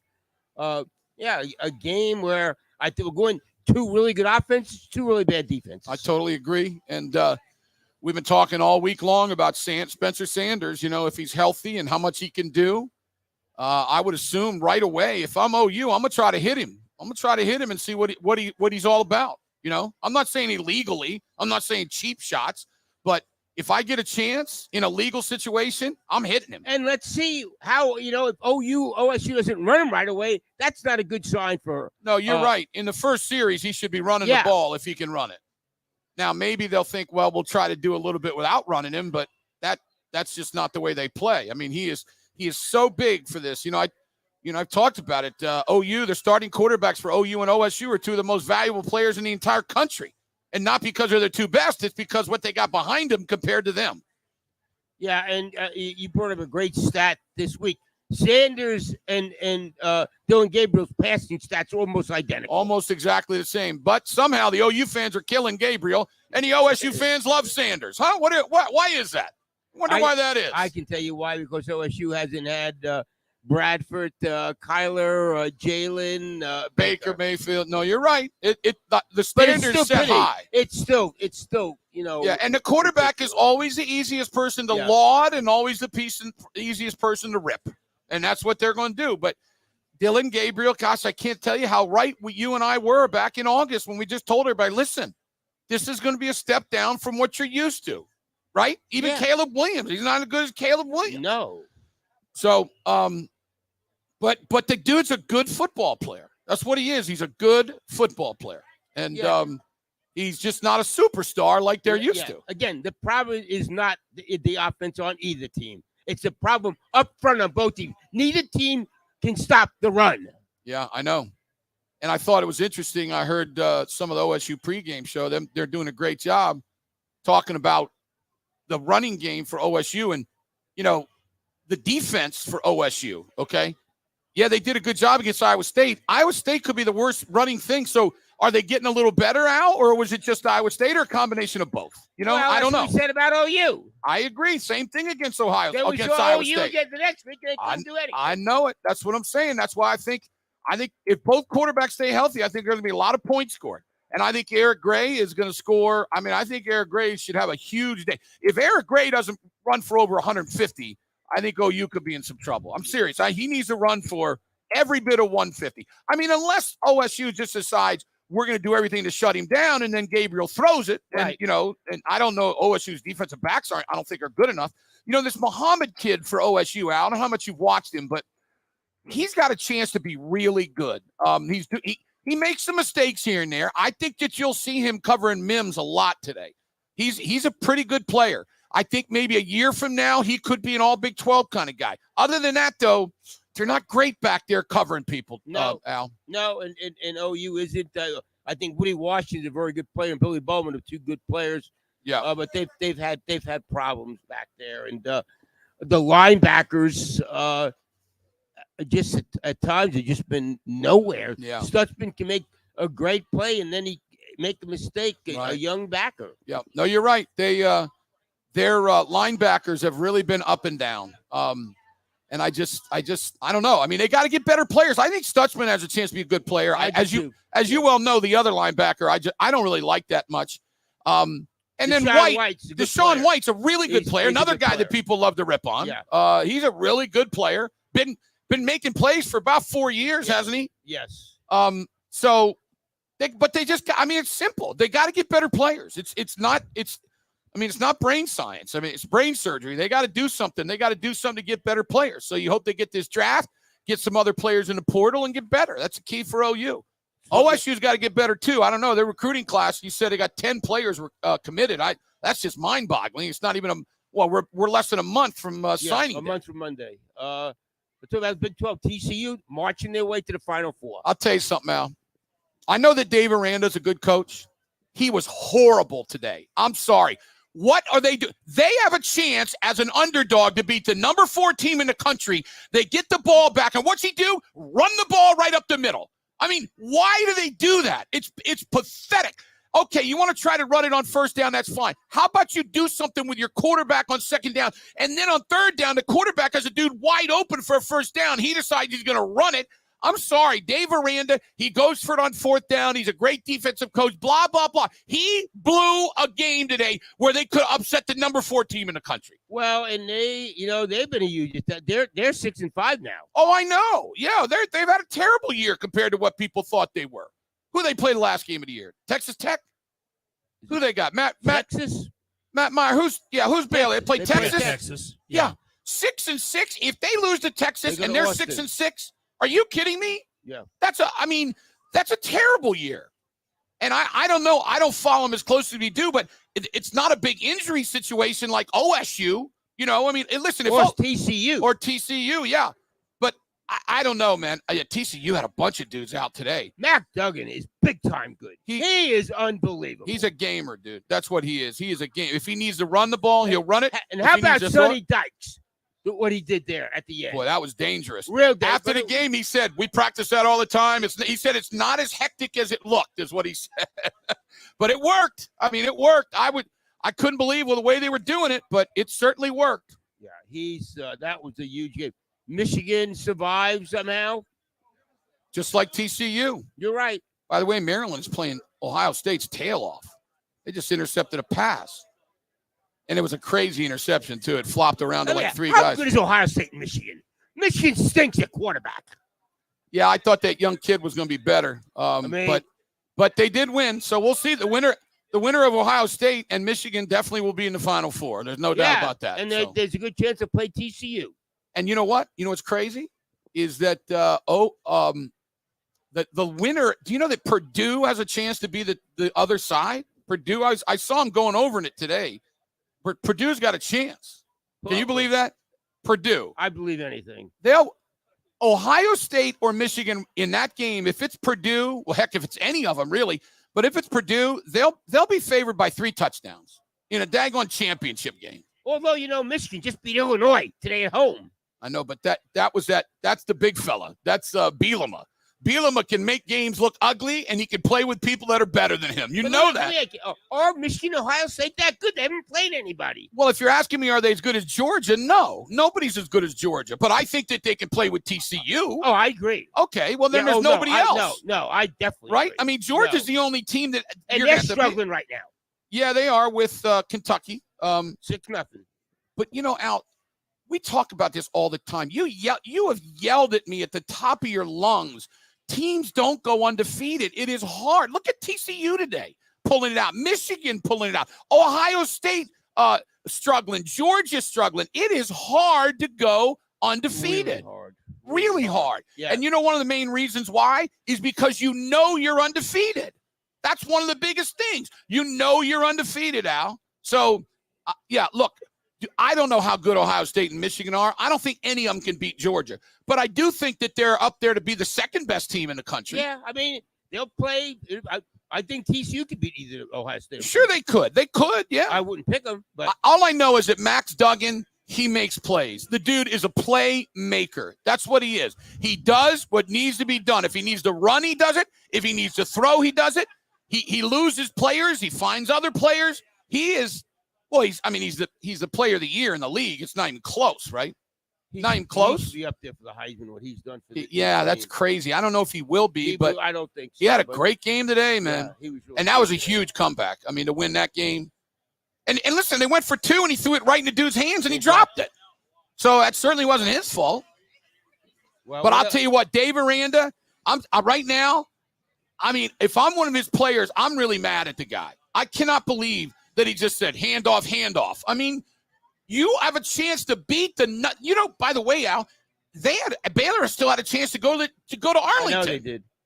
I mean, that to me was, they blew that game. And you know how it is, Al, with the way the defense was playing, which was not very good. You don't put it in their hands. Well, not Duggan's hands. No, right? No. Yeah. You don't let Duggan do that. But in fairness to Aranda, Shapen had the guy wide open. Game's over. You're right. All you got to do is turn him on. I agree. It was a great call. Hit that guy. I agree, but I'm also going to say on first and second down, do a little bit more imagination. I'm sorry. The dude goes for it on fourth down all the time. First down, you get a first down, the game's over. Yeah. And then, of course, same with Illinois. Illinois gets a first down. Illinois gets a first down. You're right. Being the same thing as Aranda. Yeah, but Bielema. Yeah, that's him. That's Bielema. But Aranda, the defensive guy. No, I know, too. but he goes for fourth down. Yeah, he you're takes right. chances. No, you're right. I just he's got to be killing himself. That's all I'm saying. He's got to be saying to himself, boy, he's got to second guess that. He doesn't talk, but you would think that he'd be second guessing it. There were really good games today. Boy, they really were, man. That game was a great game. I mean, a great game. And TCU figures it out. Now, who do they got at the end here? Iowa State next week at home. Okay. Then Kansas State. Yeah, well, Kansas State's got revenge. They were way up on them and they lost. So I don't know. What I do know is that I covered with Baylor. You know that? Yeah. Baylor was getting 2.5, so I won that game. By the way, I don't bet games. We just pick them on the air. And I did like Baylor. I think that was Mark Rogers' T&W Tire Lock of the Week too. So we will see. It's just a incredible day of football. Kansas is getting kicked by Texas. You know, I had a feeling about that, man. Texas comes off that bad loss where they just didn't look good against TCU. Everybody was all fired up. And then they go up, and I thought, well, maybe they'll be a little bit down. But it's a revenge factor from last year. You know, like Barry Trammell said, they've beaten them 2 of the last 5 years, Kansas has. And the other 3 games have been close. That's right. That's just crazy. So it became a great rivalry, Texas and Kansas. I guess that interception didn't count, for right. The It was incomplete. You know, the Terrapins aren't a bad little squad. No. You know that? They got Tua's little brother. Boy, I tell you, tough game to watch. Wisconsin and Nebraska. And that's why I didn't watch it. Oh, my goodness. What was the final, 17-14? No, Wisconsin went late. Yeah, Matt, was that 17-14? What was the end of that game? What was the final score? It was a 2-point game, I think. 2 point. 15-14. Wisconsin won by 1. Wow, what a crappy game now we're going to see who takes those jobs. 2 programs that aren't real good. You're right. So Nebraska, they're 3-7 now. Is that what they are? 3-8. 3-8. 3-8. I know, Al, that you follow sometimes the boards and the Nebraska fans. That they're a little bit more sane. But we got Nebraska fans around here that were trying to tell us how good they were going to be at the beginning of the year. I've had that every year with the Nebraska fans here. They're delusional. Well, I mean, but don't they know that they got big problems? Well, the true Nebraska fan, the Nebraska fans here, no. The Nebraska fans in Nebraska obviously are know they got a problem. You guys remember Oklahoma fans 25 years ago? Going into every year, they're going to be better. No, listen, dude. I remember when John Blake was the coach, I had people calling in saying they're going to win the Big 8 and all that other stuff. I know. I understand. But hasn't Nebraska OU hadn't been beaten down that long. Nebraska's been beaten down for a while now. A couple of decades. Yeah. I mean, they did have Pelini winning games. Yeah. But I don't know. So here's the question. Matt Meyer, you can answer as well. A week from tomorrow, Nebraska have a new coach? I think they should. But will they do it? Will they do it? I'll say a week from Monday. Okay, week from Monday. You have to be because contrarian. they close the season on Saturday, so I think they wait a couple of days before they name somebody. Yeah. That week they've got to. I don't know why they better not wait long because they got to get some recruits and stuff. Well, that's everybody. Portal. That's everybody. That's what Wisconsin. I'm saying. But that's but Nebraska's been Auburn. open the longest, correct? Yeah, they've been open the longest, and then Arizona State came after them, right? And then Wisconsin, Colorado. So I'm just saying, Auburn. So Nebraska, you had to say Arizona State. Yeah, Arizona State. Yeah, you guys mentioned them. Okay. Yeah, I did. Yeah, but correct me if I'm wrong. Nebraska was the first to open. That thing's been open. Well, when did you play the third game? Third game of the year. So, so that's what's that? 8 weeks. Been open for 2 months. It's like USC last year. Yep, that's right. And you got to find a coach. And when did they hire a coach? The day after the season ended. Right? But Lincoln Riley didn't make his mind up until after the Bedlam game last year. Well, he didn't even talk to him. Yeah, he hadn't talked to him yet. He hadn't talked to him until he had on the way home, driving home. That's right. So got a phone call. Got a phone call from USC saying, "Do you want a job?" And he says, "Well, maybe I should talk to my no, I don't need to talk to my agent. Don't need to talk to my family. Let's just don't need to talk to my coach. Nobody. Don't need to talk to my players. Nothing. No. I think Matt Leinart might have called him just straight up. Matt Leinart said, "Hey, we need a coach out in USC. You want the job?" Look at the year, Jim, from Bedlam of last year ending. Just think of the insanity that has gone on at OU. 51 weeks ago, guys. 51 weeks ago, we're sitting right here. Both teams are 10-1. We're thinking, okay, whoever wins this game is going to be in the Big 12 championship game. Whoever wins this game will have at least a chance to play their way into the playoff. Jeez, I got to tell you, Matt, I forgot all about that both of them were 10-1. I mean, I know now what you're saying is true, but I did not remember that, Al. Did you remember that? No. I did not remember they were both 10-1. That is crazy. Oh, man. Look how, a year ago, how important that game was, as Matt just said. Well, be interesting. If OU wins a game, you think he still leaves? No. Yeah, you're talking about a different kind of person now, no. Matt. We're not talking about you or me or Al. No, not at that time. Okay. I don't think he makes the move, and I've told everybody this for a year. I don't think he makes the move if they're playing in the Big 12 championship game that week. Now, if they lose in the Big 12 championship game and don't qualify for the playoff, I think he could have made it a week later. I agree with that. But no, and if they make the playoff, I don't think he makes the move. If they beat OSU, if they beat OSU, beat Baylor, and then go to the Final Four. If they get in the Final Four, I don't think he goes at all. If they don't go to the Final Four, I think he goes the day after the Big 12 championship game. Okay, that's interesting. I agree with that. By the way, I don't Calvin's think here. Calvin's here with anybody want a newspaper? Anybody want a newspaper? Calvin right there. So I don't think he would have walked away from a chance to be in the playoff. I mean, listen, you sound like you're right. I just think the dude is a bad person. So I maybe I'm holding bad things against him too much. No, you're not. Okay, good. Because I think the dude you might need to hold more stuff against him than you are. Okay. Very good. I think he told USC weeks in advance, here's the deal. I'm going to be here for as long as we have a chance to be in the playoff. And once we don't have a chance to be in the playoff, I'll be there the next day. That's what I think. I wonder it. That's it. Okay. All right. I mean, I can't say you're wrong. It's a solid theory. It is a very, very good theory. Not as good as theory of relativity, but it's solid. That's right. Well, I wasn't around 2,000 years ago. I worked at 2,000 years ago? Or whenever it was. Heck, were you talking about Jesus or are you talking about Newton and those guys? Whoever, Newton, whoever. Give me, if I've been Mr. around, Einstein. Yes. Einstein. Yeah. Yes. Breakman. By the way, Ohio State kicked a field goal. They're up 10-6 on the Terrapins. Yeah, this is a week of the big boys not playing well. Trying to survive. Alabama, was struggling with Austin Peay. Matter of fact, that Austin Peay got jobbed. By the way, I heard you, Matt. Did took you the see shot. that? I heard you take that shot, dude. Oh, thank you very much. I didn't like it, but you take any shot. So what happened? It's good. No, I mean, there was a play. Tell them what happened, Matt. Well, so Alabama was on the 1 or 2 yard line, and they had a 4th down and goal, and they stopped Alabama. At least it looked like to me anyway. And the Austin P defenders get up and they're celebrating like they know, like they're not. They didn't turn to the officials and wave their arms like trying to convince the officials he was short. They knew he was short, and they awarded the touchdown to Alabama. And what was crazy about it is when you listen to the audio, whoever was calling the game, he sounded like he was a college student. He called the play as if the Alabama running back just walked right into the end zone and hit his head on the goalpost. It was crazy. Like, I don't know. I mean, I'm not a conspiracy theorist, but it's almost like everybody except the Austin P defense knew this was going to be a touchdown.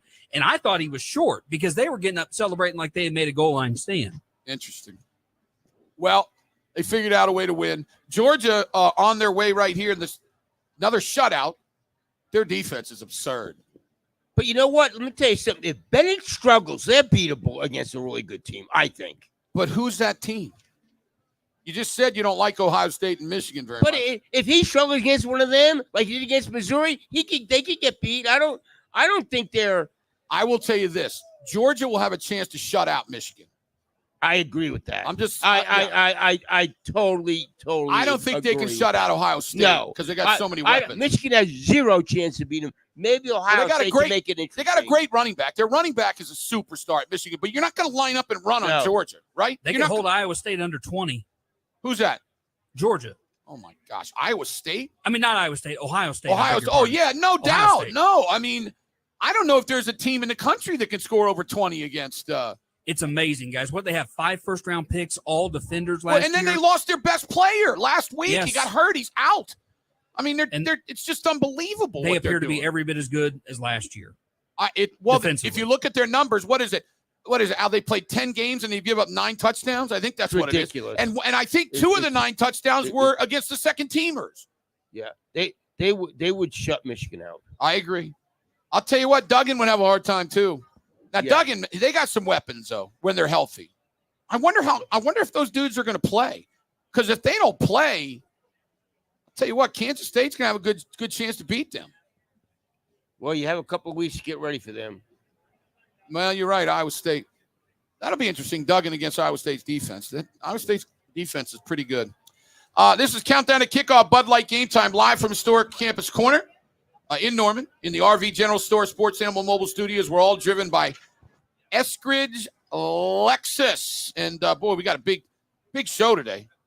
We already had great stuff as far as OSU is concerned. Now we'll be getting after it with OU. When we get back, we will talk with Mr. Mark Rogers right here on the Leader in Sports, The Animal.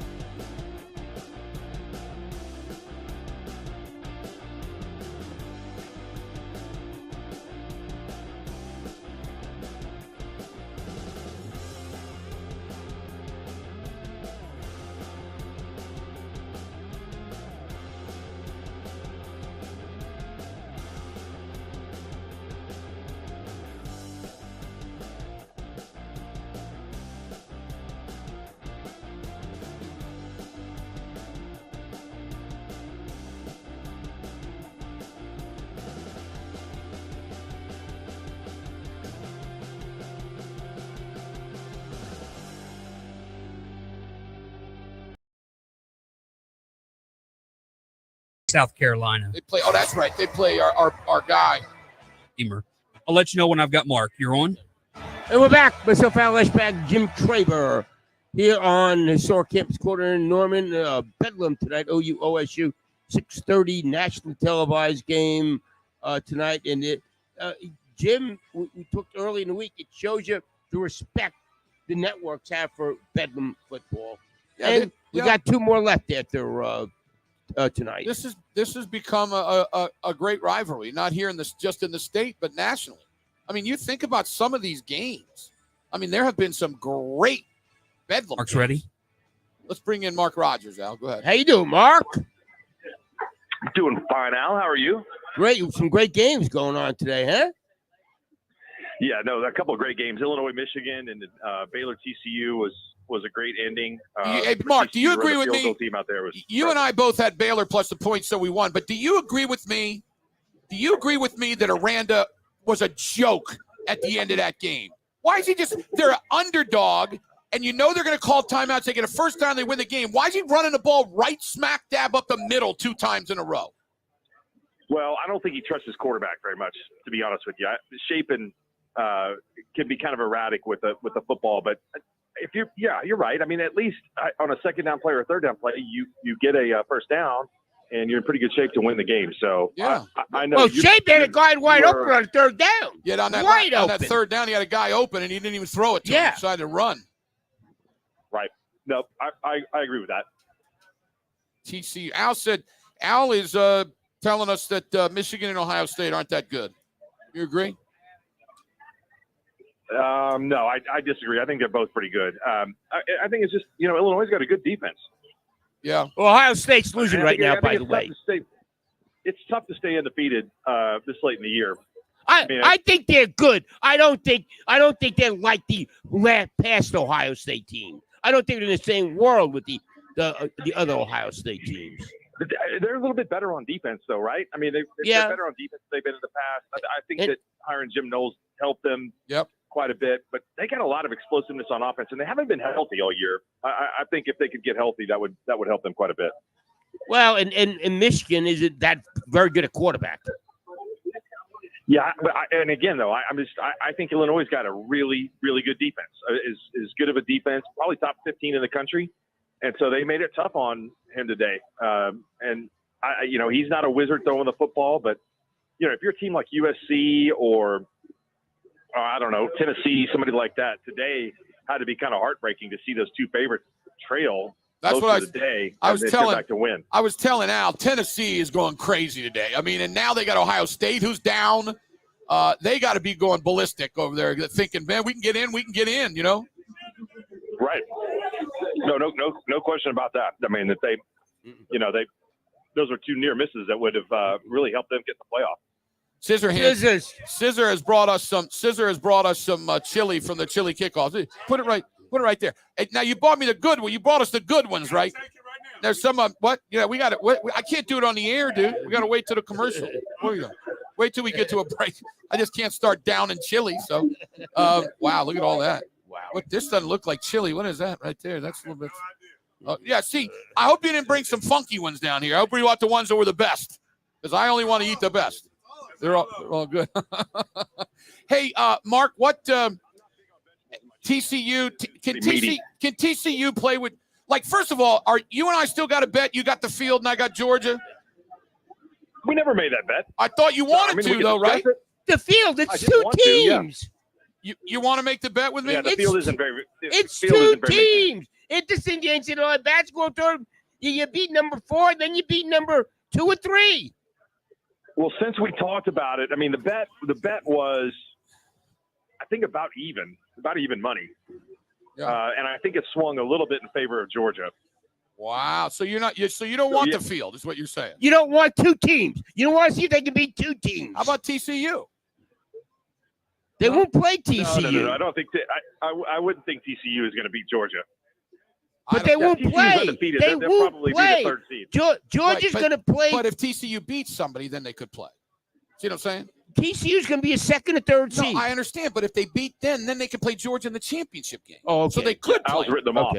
Yeah, Al's already written TCU off. Yeah, they're not beating. So, or what we're going to say, they got to beat Georgia. Got to beat either like Tennessee, or then they got to beat again. If they do that, they got to beat probably TCU or Ohio State. What'll be interesting if let's say if Ohio State loses to Michigan, will Tennessee go in over Ohio State, Mark?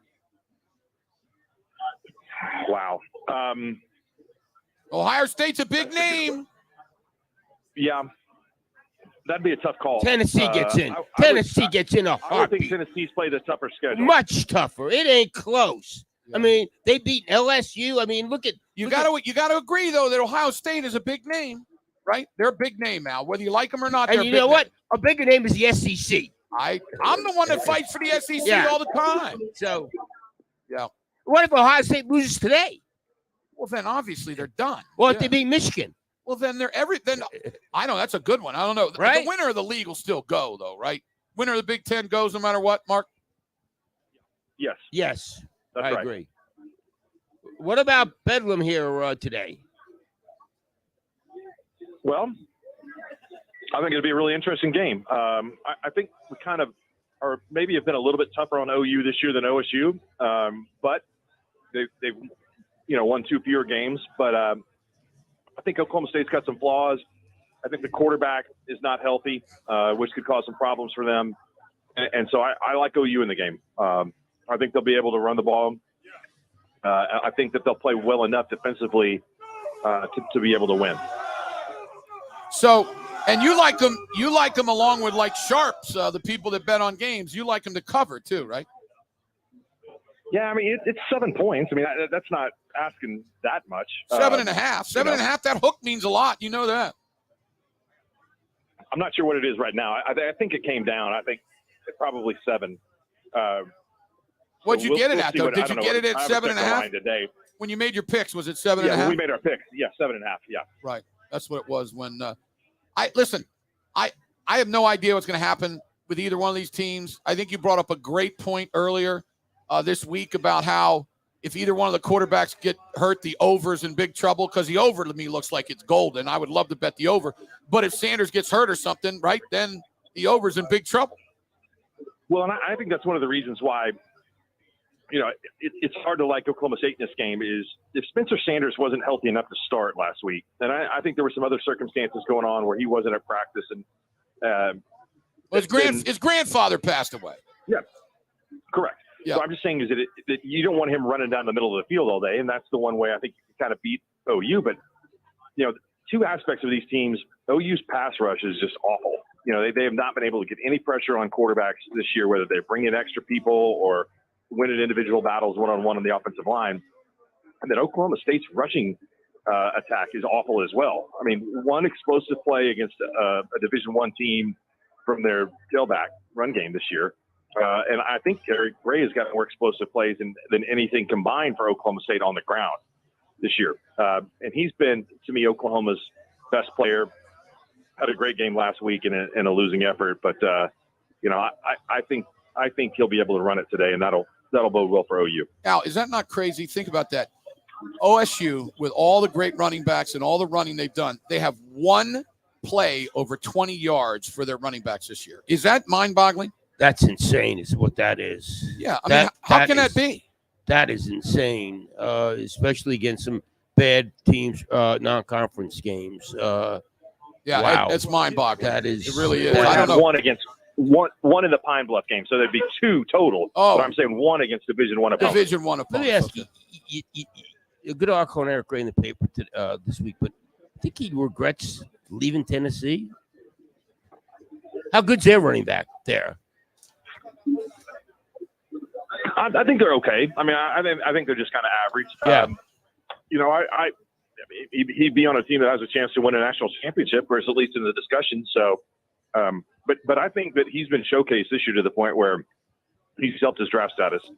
So I'm sure that that's important as well. I agree. Totally agree with that. Yeah, I don't think there's any doubt that he's going to go a lot higher in the draft than he would have, let's say, 6 months ago. But he's good, man. He's a really, really good player. He's a lot like I think he's a lot like Warren from Oklahoma State last year, because he's really good in pass protection. You know, he's kind of compact and small. And I think probably Jalen Warren's a little bit better, but he reminds me of him and how good he was a year ago. Well, I know as a Steeler fan, man, I love Jalen Warren. That kid is so good. You know what, Mark? I said this earlier this week. He's such a good player that when Najee Harris comes up and they have to pay him, I'd like him to trade Najee Harris and get something and not have to pay all that money to the running back. I think Warren's that good. I really do. Well, the difference between the two of them isn't that great based on the money that they have to pay Najee Harris and the money that they have to pay Jalen Warren. Exactly. And what a totally great get in the portal. We're on the same page. We're on the same page as drafting running backs. I mean, you know, Derrick Henry, if you draft a running back in the first round, it has to be incredibly special to make a big difference. Well, and Najee Harris is really, really good. He's really good. It's just they can't block anybody. So, you know, you're just wasting some dude. You know, I was thinking on the subject how coaches can make bad decisions starting quarterbacks. One, TCU, Chandler Morris. Dykes decided he's our man. And if he doesn't get hurt, what happens this year? And up at Kansas State, they start Martinez. For them, they're lucky he got hurt to give Howard a chance. Howard's played a lot better. I don't know. Chandler Morris may have played just as well. I'm not sure. I mean, Duggan's really good, Mark. Don't you think Duggan's really good? Yeah, I think he's good. I think he's one of those guys. They got a lot of weapons on that TCU offense. Yeah, but none of them were there today. And he still played. You still did well. You know, right. I think Duggan's one of those dudes that if you need him to make a run, he makes a run. If you need him to make a throw, he makes a throw. I just think he does it. His arm's pretty strong. I agree with you. He was a great athlete in high school. I mean, I think, yeah. I mean, he's done a good job.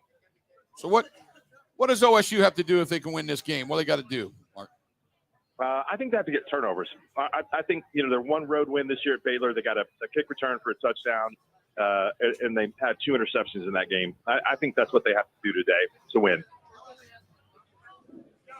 Well, so what's your score? Man, all right. I got OU. Let's go 45-31. 45-31. How about Florida losing to Vanderbilt? What do you guys think about that? Hey, Vanderbilt's knocked off Kentucky and Florida back to back. Yeah, 2 in a row. Yeah. If they beat Tennessee next week, they're bowl eligible. Who is their coach? Yeah, nice. I have no idea. That's the most random question in the world. Who is Vanderbilt's football coach? I don't know who it is. Mark, do you know who their coach is? Do not. No, I do not. Is it the Notre Dame defensive coordinator from a couple years ago? I Googled. That's who it is. Yes. I Googled Vanderbilt's head coach, and Jerry Stackhouse came up. He's the basketball coach. That's right. That tells you, they don't even care about their football. Yeah. Do you know who their football coach is, Matt Meyer? He was a Notre Dame defensive coordinator before he went to Vandy. Clark Lee. Is that right? LEA? That's right. That's it. By the way, Ohio State losing at halftime to the Terrapins. I tell you, you're right. You've talked about it for years, Mark. We have as well. It is hard to go undefeated in November. I mean, it is hard. Hey, I heard a great stat today doing the pregame show at Channel 5. Brian Keating had this one. That there's only been 2 teams undefeated in the Big 12 or 10-0 in the last 10 years.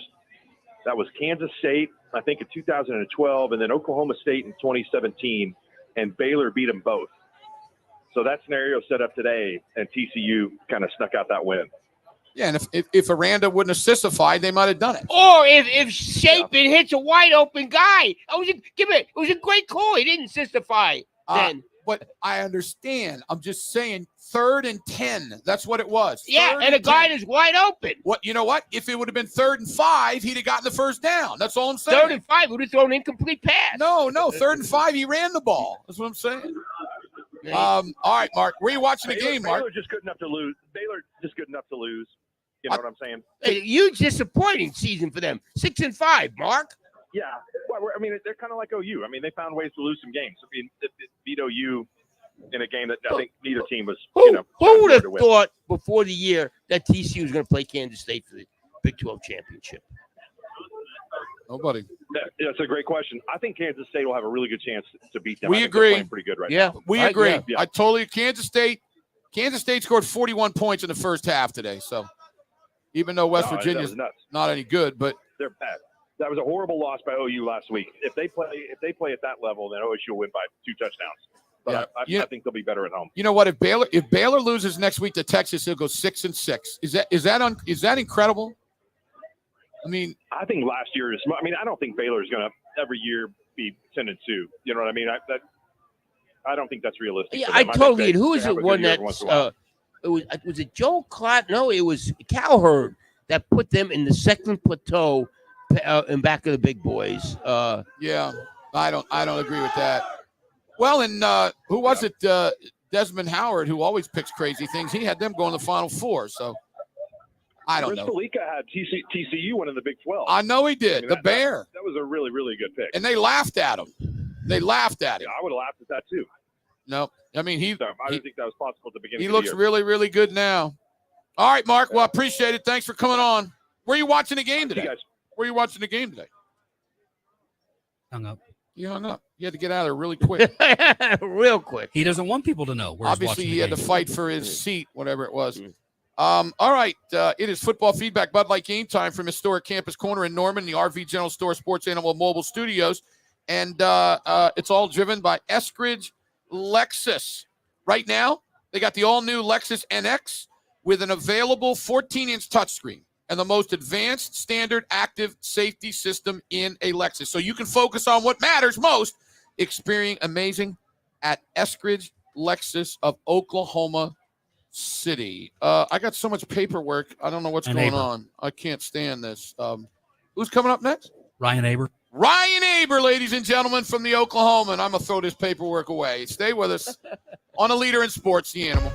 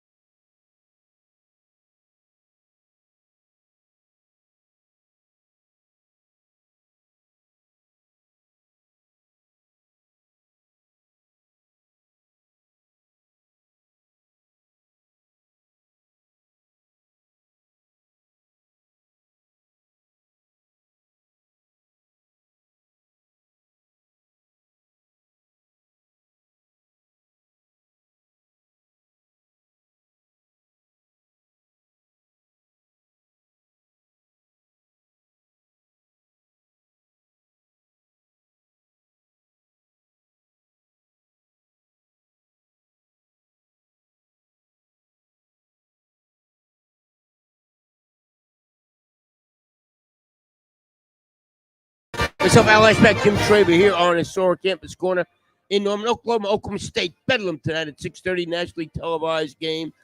Let's bring in Ryan Aber. Does a great job on OU for the Oklahoma Spark. Who's going to be the Spark game? I say Eric Gray, OU's offensive line. Oklahoma State can't stop the run.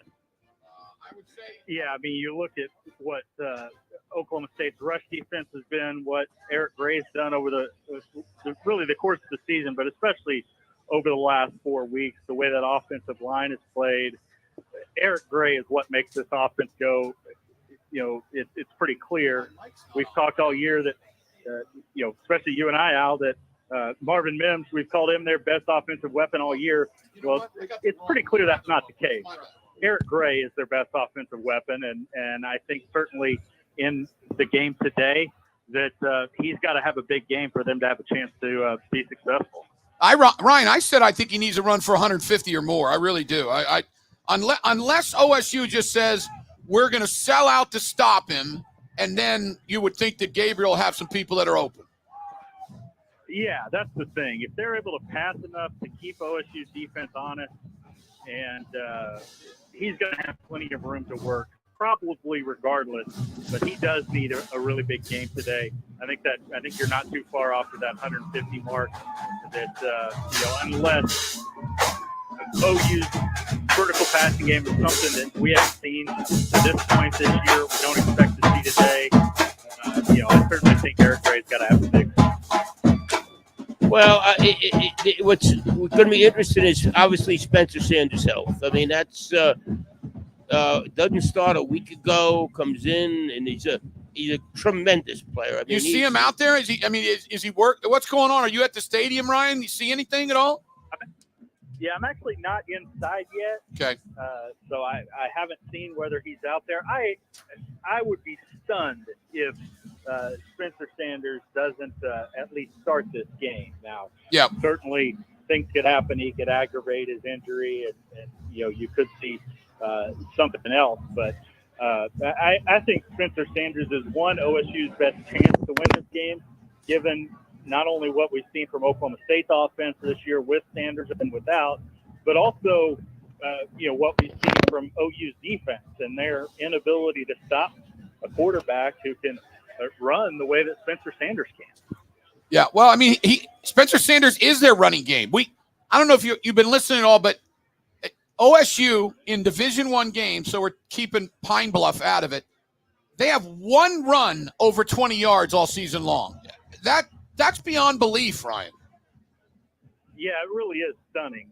Given what they've been able to do in the running game, in recent years, just not to be able to run the football effectively at all. I think aren't they ninth in the Big 12? I think behind only Iowa State. We've seen Iowa State how toothless their rushing game is. That's a good thing for Oklahoma's defense. Given the problems that they've had in stopping the run. They've been generally, really except for third down, fairly effective against the pass. But, the Cowboys aren't built to take advantage of OU's shortcomings on the defensive side right now. I tell you what's crazy. Here we are, November 19th. Oklahoma's trying to get bowl eligible. Yeah, I never thought we would be here. I certainly thought that there were a chance that OU could slip and have a bit of a struggle of a season, but certainly didn't expect them to get to here the last two games of the season with questions over whether or not they're going to make the bowl and really valid ones. It's certainly today's game isn't one that you could check mark in that win category. And then even next week at Lubbock, that's a difficult test for the Sooners. So it's not going to be easy for them to break through that barrier. But talking to Ryan Aber, didn't expect this to happen.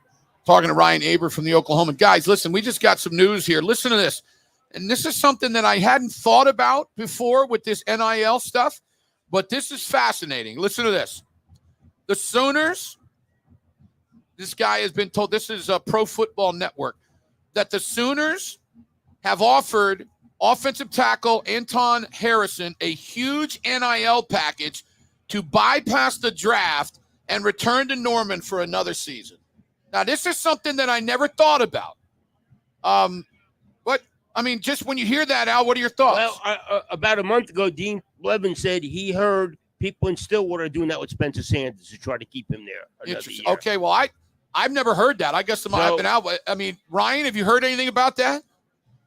Yeah, I haven't heard about this specifically. I just saw that PFN report that you're talking about. But that's the reality of the college football world right now, that you're not only competing against, the draft and transferring, but, you've got to make it financially viable to stick with that. And, you can put together packages to make it more attractive to one, either stay at a school or bypass the draft. And it's not necessarily surprising that that's something that OU would do. We've seen Brent Venables talk a lot about NIL as it relates to current guys. He's much more amenable to do that rather than talk about it in recruiting terms. But certainly if they're able to keep Anton Harrison for next year, that's a big get for them, because he's been fantastic along their offensive line. That would be a big return.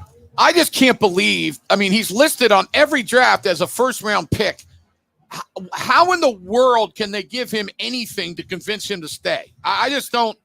I mean, if you're going to be a first-round pick, why would you even think about staying anywhere? Although, Jim, I have not seen him as a first-round Oh, I pick. thought he was. No.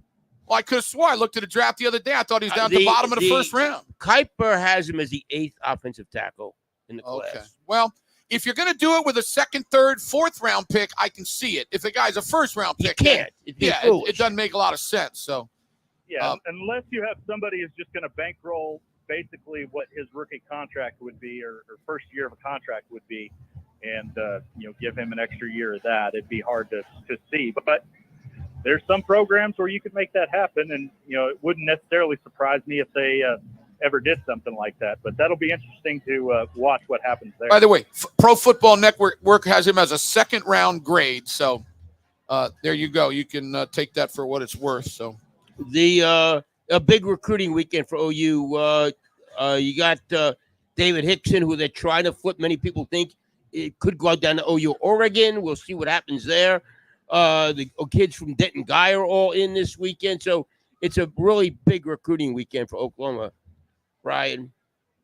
Yeah, it really is. And, David Hicks is at the center of that. If they're able to get him, all of a sudden that defensive recruiting class, especially up front, especially given the fact that they lost Colton Vasek a couple weeks ago, would look a whole lot better and give them a lot of momentum here going into the last stretch run before signing day. Because if they're able to keep that class together and add a piece like Hicks to it, you feel pretty good about what they can be in the future. If it's they aren't able to add him, then things start to get dicey a little bit.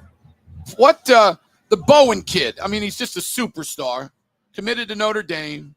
Some people think his commitment is kind of not real strong. And I guess he's in this weekend. So what are your thoughts on him? You heard anything on him, Ryan? Because he looks like he's a star. Yeah, just certainly they really like what they see out of him. They need a guy like that on the back end of their defense, and getting those Denton guys in together certainly it is big.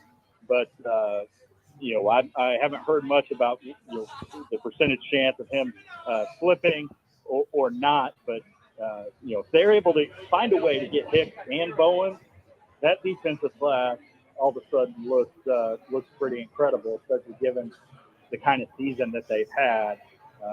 And those are the kind of guys they need, not only for what they want to be, but also looking forward into that move to the SEC to have that kind of caliber players. And you hope that if you're OU, that maybe Jackson Arnold can nudge Bowen a little bit and get him to join him in Norman. That's crazy. I was going to say, they got the tight end who's going to Notre Dame. You got Jackson Arnold who's coming here, and they're all like trying to recruit people to go with them. That's a different thing. It was when I was a long time ago. Of course, I'm an ancient, but there wasn't a lot of that back then, Al, because you don't see all these guys, you don't do all these things like they do nowadays. So that's a little bit different now. With the camps, and let me tell you what, I think like about a month ago, people thought that those kids were going to wind up at A&M.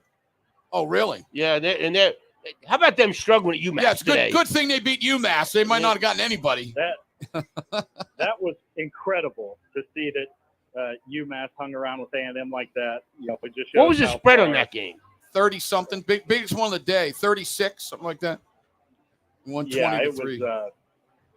was pretty outrageous, and UMass was able to hang in that game. But yeah, just think about how the recruiting dynamics changed recently with what's going on with A&M.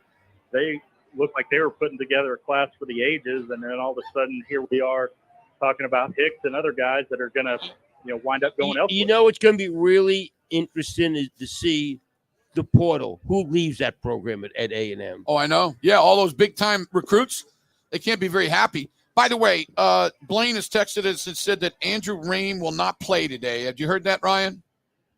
Yeah, that's not necessarily surprising given what we've heard from Brent Venables early in the week, given what we saw. Is that down an injury? There. So Robert, apparently there's something he got hurt he's gonna last have week. To have addressed. He got hurt. Apparently it's been nagging him for a little bit, but Conjo played last week a lot. Conjo played most of that second half last week. So it'll be Robert Conjo there. It sounds like Andrew Rain's going to have to undergo another break when you're ready in the off season to try to have some of that stuff corrected. I think this could be lingering from what kept him out at the end of last year. What does OU's defense? If Spencer Sanders can run the ball, which obviously we all agree is probably the biggest key to the whole game if OSU wants to have a chance. If he can, what does OU have to do? Are they going to? You think they'll spy? What are your thoughts on that? Oh, I think they have to try. I think the biggest thing is you've got to, keep him from improvising with his feet, force him to make throws quick, and that's generally where OU's defense has had some success is, forcing quarterbacks to make throws quick and picking them off on the back end. But we've seen repeatedly with Adrian Martinez, with Garrett Green last week, on and on and on. Their inability to contain really, and it starts with those linebackers. They've really got to get a performance like they haven't to this point out of David Agwebu and Danny Stutzman there. Stutzman was better last week, I thought, but they've got to be able to contain him. Otherwise, it's got a potential to be a really long day for OU's defense. Ryan, I don't like to beat up on kids very much, but I will tell you this. I think Agwebu has been I think he's not played very well this year, if you ask me. Now, I don't watch the film every day, but what you got any thoughts on what he's done this year? Because you're right, Stutzman looks great. Al said this earlier. He looks great, and then he looks like he's in the wrong place, and he's young. But I just think Agwebu has not played up to what they would hope. Yeah, I don't think there's any doubt about that. And I know, Brent Venables was asked about both those guys this week, and he brought up the tackle numbers, but yeah, who cares? So you're a linebacker. You better make a bunch of tackles if you're a linebacker. Yeah, and if you're making those tackles, 4, 5, 6 yards down the field, they're a whole lot less valuable than ones, made behind the line of scrimmage and everything. Not that they haven't had their share of those, but, so many times they're making those tackles because guys are running right at them, and they're daring them to tackle them. And they're breaking a whole lot more than they're actually finishing. So David Agwebu has really struggled this year. I thought he would have a better season, although he's been really inconsistent throughout his career. I still think Stutzman's got a chance to be really good. He has struggled at times. I thought last week, though, could have been a stepping stone for him. We'll see if he's able to continue that momentum. But I thought he played one of his better games of the season last week against West Virginia. Last question for me. Is there any chance, do you think, here in the last couple games that they try one of those young linebackers to just give them some time because, they can still get a redshirt year? Any chance of that? Or you do? Now, Al brings up they're trying to win. I know they're trying to win, but you think there's any chance that any of those youngsters playing in these last couple games? I think at this point I'd be a little bit surprised at it, but we've seen them for a play or two here or there. I think you maybe could see something like that, but I think it's pretty clear right now that they feel like their best opportunity is to roll with David Agwebu, Danny Stutzman, and Deshaun White there, and sort of sink or swim with that group. So I wouldn't expect those guys to play a lot, but clearly they think they're getting closer. But I don't think that they're going to be able to have any kind of an impact these last two games. Really, potentially in a bowl game, but not before that. Will the OU fans ever give credit to Deshaun White, or is he just going to be a guy that he just makes plays for 4 years and they're just going to beat him up? Is that what's going to happen with him? Yeah, I think he's that guy that sort of gets beat up on. But I thought he's played really well these last two games. Yeah, especially when hardly anybody else on that defense has played well. He's been flying around, making plays when he needed to. Seems to be in the right spots. Sometimes that's hard to gauge exactly, but I think he's been their best defender by far over these last couple games, especially. What's your final score, Ryan? I think the Cowboys find a way to pull this off for the reasons we've talked about. Spencer Sanders, OU's problems throwing the ball downfield, and their problems on defense. I think OSU wins this thing 35-32. All right. Thanks a lot, Ryan. Appreciate you. Yeah, thank you all. Y'all have a good one. Yep, Ryan Aber. Ohio State just box a punt down deep in Maryland territory. Yeah, they're slopping it up, man. They are slopping it around. Of course, Georgia's just rolling along. How do you score on them? I mean, I don't know. I don't know how you score on them. Like I said, they've given up 9 touchdowns all year long, and I think 2 of them were when the game was over. And you know what? I think probably, and maybe it's not wrong, I think probably Smart has his hand on Monken, and he goes, we don't need to do a lot of flashy things. Yeah. Just let's do this, and we're going to win, which ain't really. And Monken, I know him well. He's a smart man. He's won a national championship. He's on the way to win another one. I don't think they're going to go, well, you didn't throw the ball all over, so you're not that good. Let me tell you, Jim, if they win another one and what he's done, he needs to get a look at another head coaching job. Well, he didn't do horrible before at Southern Miss. He did okay. Look, I'm biased, man, because I love the guy. But I'm going to tell you something. He knows. I've sat with him for an hour or two and just talked. He's amazing. I mean, he is brilliant. By the way, touchdown Ohio State. How old is he? Oh, gosh. Matt, could you look that up? I'm going to say he's maybe 48, 50. Okay. Matt Meyer, if you'd look up Todd Monken and how old he is, my guess is right around 50. But he's 56. Okay, I was way young. Okay, he's young. Maybe he's a little bit old now to get a big job now. I don't know. But he's a good football coach. Countdown to kickoff, Bud Light Game Time right here on historic Campus Corner in front of O'Connell's, all brought to you by the 2022 Lexus NX. Welcome to the next level. Experience amazing at Eskridge Lexus of Oklahoma City. We're here in the RV General Store mobile studio. Coming up, we'll talk to Mr. Dean Blevins. This is the home of the Oklahoma City Thunder, the sports animal.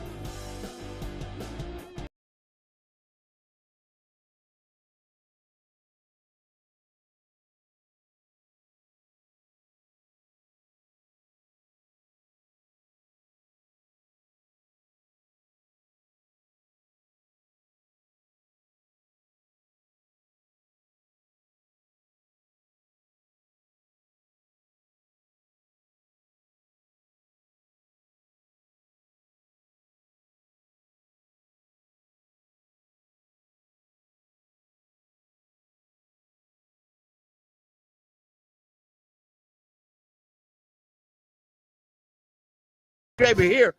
This is our campus corner in Norman, Oklahoma. Oklahoma State Bedlam, nationally televised game at 6:30 tonight. Bring in Dean Blevins. Dean, with your great place, interurban instincts of the day.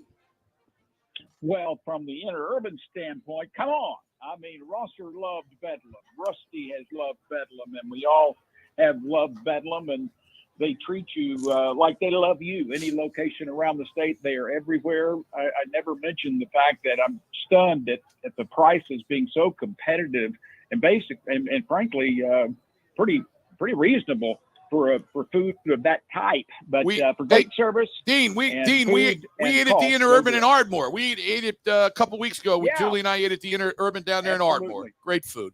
Yeah, Great very food. good. Great bacon on the Very burgers.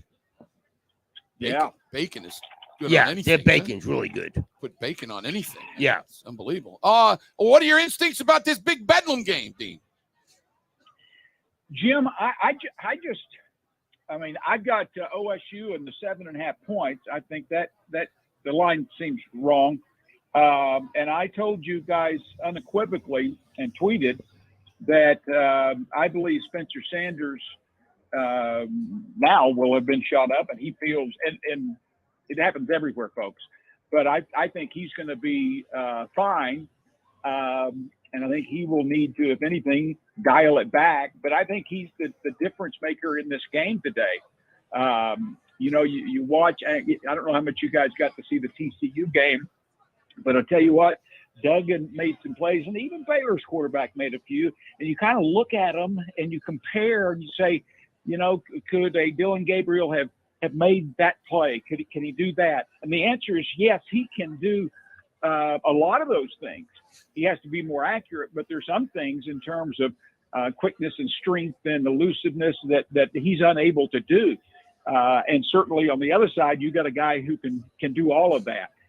OSU's offensive line is going to be very, very important in this game. And OU finding a way to stop OSU is the other major element in the game. And frankly, I cannot find a way. I can't find a real good reason to pick Oklahoma in the game, as crazy as that sounds. Well, I get one reason. Oklahoma State's defense is worse than OU's. Yeah. So that's one reason you could pick. That Eric Gray should have a field day running the ball. You know what, guys? Let me say something real quick. Dean, you said this yesterday. You've had 6 shoulder surgeries. I've had 3. 6. We've both had replacements, so we both know a lot about shoulders. Here's the problem I have. We don't know what Spencer Sanders' injury is. Rashaun Woods was talking about this earlier, and I thought it was brilliant. If he has a labrum or if he has like an AC joint problem, they're big differences. Like one of them you don't want to get hit with. One of them, it doesn't matter if you get hit. Like if you have a labrum, a hit's not going to do anything to a labrum. But if you have a joint problem, a hit's going to do a lot. So we got no idea what the injury is, and if we knew it, I think we'd know a little bit. I just told you, though. Go ahead. I told you that the people that I trust do think they know.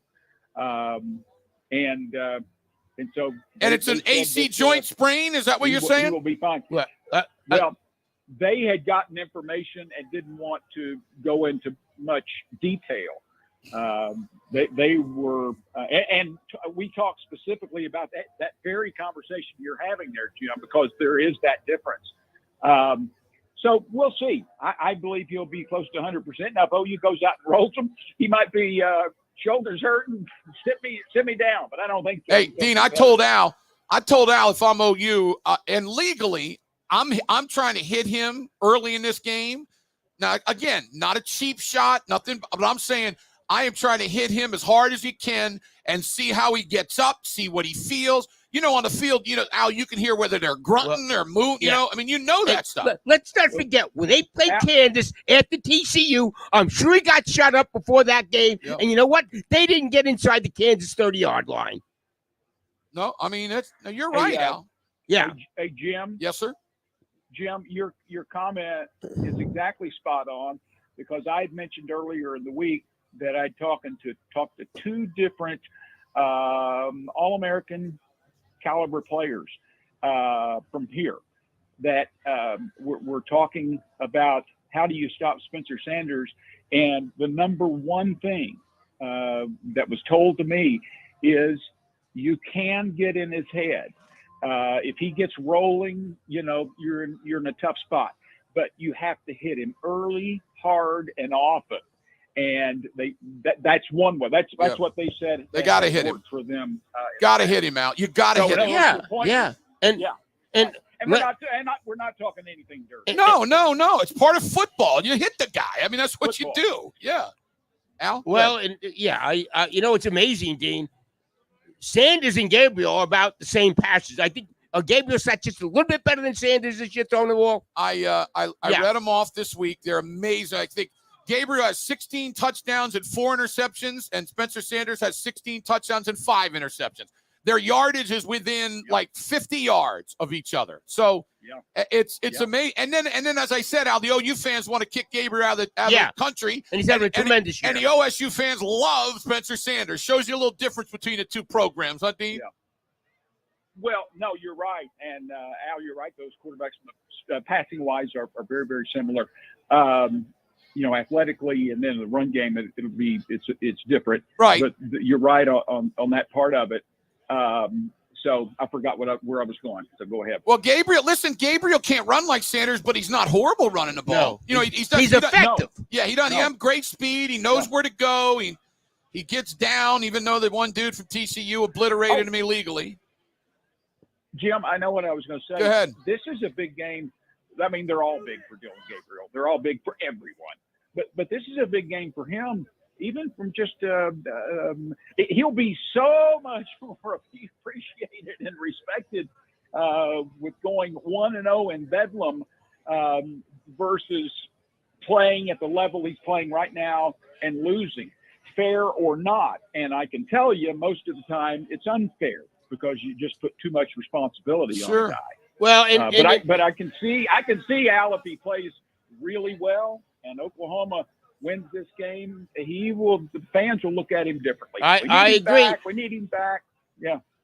And OU doesn't have to depend on the quarterback enough because you would think Eric Gray would have a huge game today. Oklahoma State cannot stop the run. Oklahoma's offensive line is the strength of their team.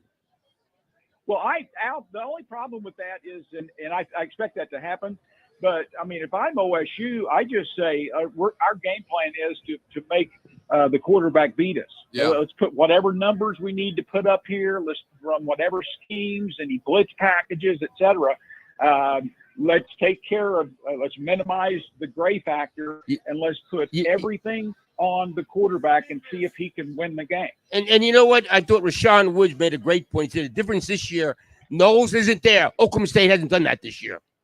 Knowles did. No, you're right. No, it was a great point Rashaun Woods made. They miss Knowles. There's no doubt about it. And, of course, Knowles is playing. So, Al, I'm taking you feel OU's pretty heavily here. No, I don't. I mean, OU's a 7.5-point favorite. Everybody's picking Oklahoma State in this game. I'm picking OU to win the game. I'm picking OU to win the game, but I'm picking OSU covers. Yeah, I think it'll be a closer game. So you think cover and OU win? Yeah. I think we're both. Yeah, Al and I are both on that page. That. Yeah. Yeah. I just think it's going to be really interesting because, like Al said, I think if OU wins the game, Gray's got to run for 150 or more, in my opinion, Dean. Unless OSU does what you said and says we're not going to let him beat them. I will tell you this for OU fans that doesn't watch a lot of OSU. I told Al this earlier. They got a cornerback, this kid Muhammad. He's got a chance, Dean, to be an all Big 12 kind of guy. I would assume, I don't know a lot about, but I would assume that they're going to say, hey, Muhammad, we want you covering Marvin Mims as much as you possibly can. So we'll see. That should be something for people to watch. Yeah, I don't know that they ever that you defensively now need to single out a guy. Farouk has been really, really good, and Mims has had so many drops, but he's still a terrific talent, and I expect him to bounce back. But so I'm not positive on that part of it. But no, you're right on the kid. He's a player, and the good thing for Oklahoma coming into this game, guys, is that defensively they've got 4 guys back. They got 3 DBs who were unable to play or got hurt last week, one or the other, and they're back for this game, starters. And then Jalen Redmond played 3 snaps. And we don't know for sure how bad that knee is. But if he's going to go out and if it's a gut, if it's a toughness issue, this is a game that you bring it. So maybe he gets enough snaps to be a part of the game. That's 4 out of 11 starters. I got a text from somebody, OU fan. It said that a couple years ago, Perkins, if you remember, hit Sanders and hit him really hard, and Sanders kind of quiveled a little bit. I will just let you know that Sanders is a little bit different now than he was 2 years ago. I think Sanders is one of the toughest dudes I've ever seen as a quarterback. And matter of fact, Dean, I've heard that the offensive linemen love him. And Dean, as a quarterback, when you get your offensive linemen to love you, that means you're a tough dude, right? Yeah. And the key to that is taking them to Dinko's twice a week. Absolutely. And listen, if he's getting some NIL, then hopefully he's doing that. But I will say, as far as, I'm not saying you hit Sanders out and he falls apart. I'm saying you hit him and it hurts. That's what I'm saying. Sure. I mean, that's smart. So you got to hit him, and you don't hit him illegal, obviously. So, well, as we said early in the game, we're going to see if OSU runs me a bunch. I mean, that's going to be right. Yeah. Absolutely. I don't you think, Dean, Al said this earlier, if Sanders runs the ball in the first series or so, then it's pretty daggone obvious that he's pretty good, right? But if he doesn't, then it's the opposite. Yeah. Well, yeah, maybe so. Yeah. What did you think of TCU Baylor today, Dino? Gosh, I loved watching that game, Al, because it didn't feel I had a dog in the hunt. You just got to sit back and watch. Break when you're ready. TCU to win the way they did with consecutive long touchdown in their final 2 possessions was remarkable, and their execution. They got a lot of veteran guys there, and they've got a super leader in that quarterback, and their execution not only on those drives but with the field goal was just phenomenal. They're not a fantastic team, and I don't think that I'm hoping they get into the playoff. I don't know that they'll do any better than Oklahoma, but hope so.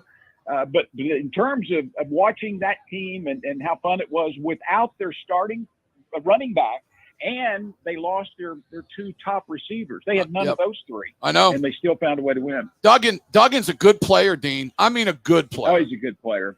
He's tough. Yeah. Tough as nails, too. No, he is. He'll make an NFL roster. Guys, did you watch the OU quarterback in high school? He's sort of like that version of a run-pass guy who's really a threat. You talking about Jackson Arnold? Jackson Arnold? Oh, Dean, I watched him. He was on television last night. Yeah, I didn't see him last night, but I watched him a couple weeks ago. I raved about him. Oh, Jim, last night. I mean, he's playing. Where are they playing? Highland Park. Both teams 11-0. And the kid. I mean, they're behind. They're trading touchdowns, but they're trailing there in the first half, and finally get a stop and can separate. But it doesn't matter if it's leading, if it's making good decisions, if it's having poise, if it's throwing the football, running the football. He's remarkable at all of it. Yeah. Barring an injury, I don't see how I look at him as a close to can't miss prospect. I agree. And Al knows I don't rave about high school kids, right, Al? I think that, but I watched him. I couldn't believe how good he was. And I'll tell you this, you talked about big games and things like that. These last couple games, Dylan Gabriel, he needs to play well. Because if he goes into the end of this season with a little bit of a question mark out, and I'm not saying he's not good. I like him. You know that. But I'm just saying, Jackson Arnold's out there going, hey, wait a minute now. I can come in there and start right away. So, interesting stuff. Okay, Dean, so you've said a couple things. Do you have a score today? Is there anything you want to fire out there in this game? Yeah, I mean, I've just been back and forth. I don't want to pick either one, but I'm going to be honest with you, like I always am. I like and took OSU in the 7.5, and I just think if they play 10 times, Oklahoma State wins 6 of them. So I'm going to be honest with you and go that way in a high-scoring game. All right, Dean. Thanks a lot. Appreciate you. By the way, Kentucky scored a touchdown. They should have a parade now. They should go crazy. Yeah, they are going crazy. I mean, they're going to go for 2. I'm sure if they get it, it's only going to be 16-8. So, and Maryland is driving a little bit. So, here in the third quarter against Ohio State. So we got great stuff going on. Of course, we got our man Matt Meyer back in studio giving us all the scores. But it's countdown to kickoff. Bud Light Game Time live from historic Campus Corner in Norman, the RV General Store.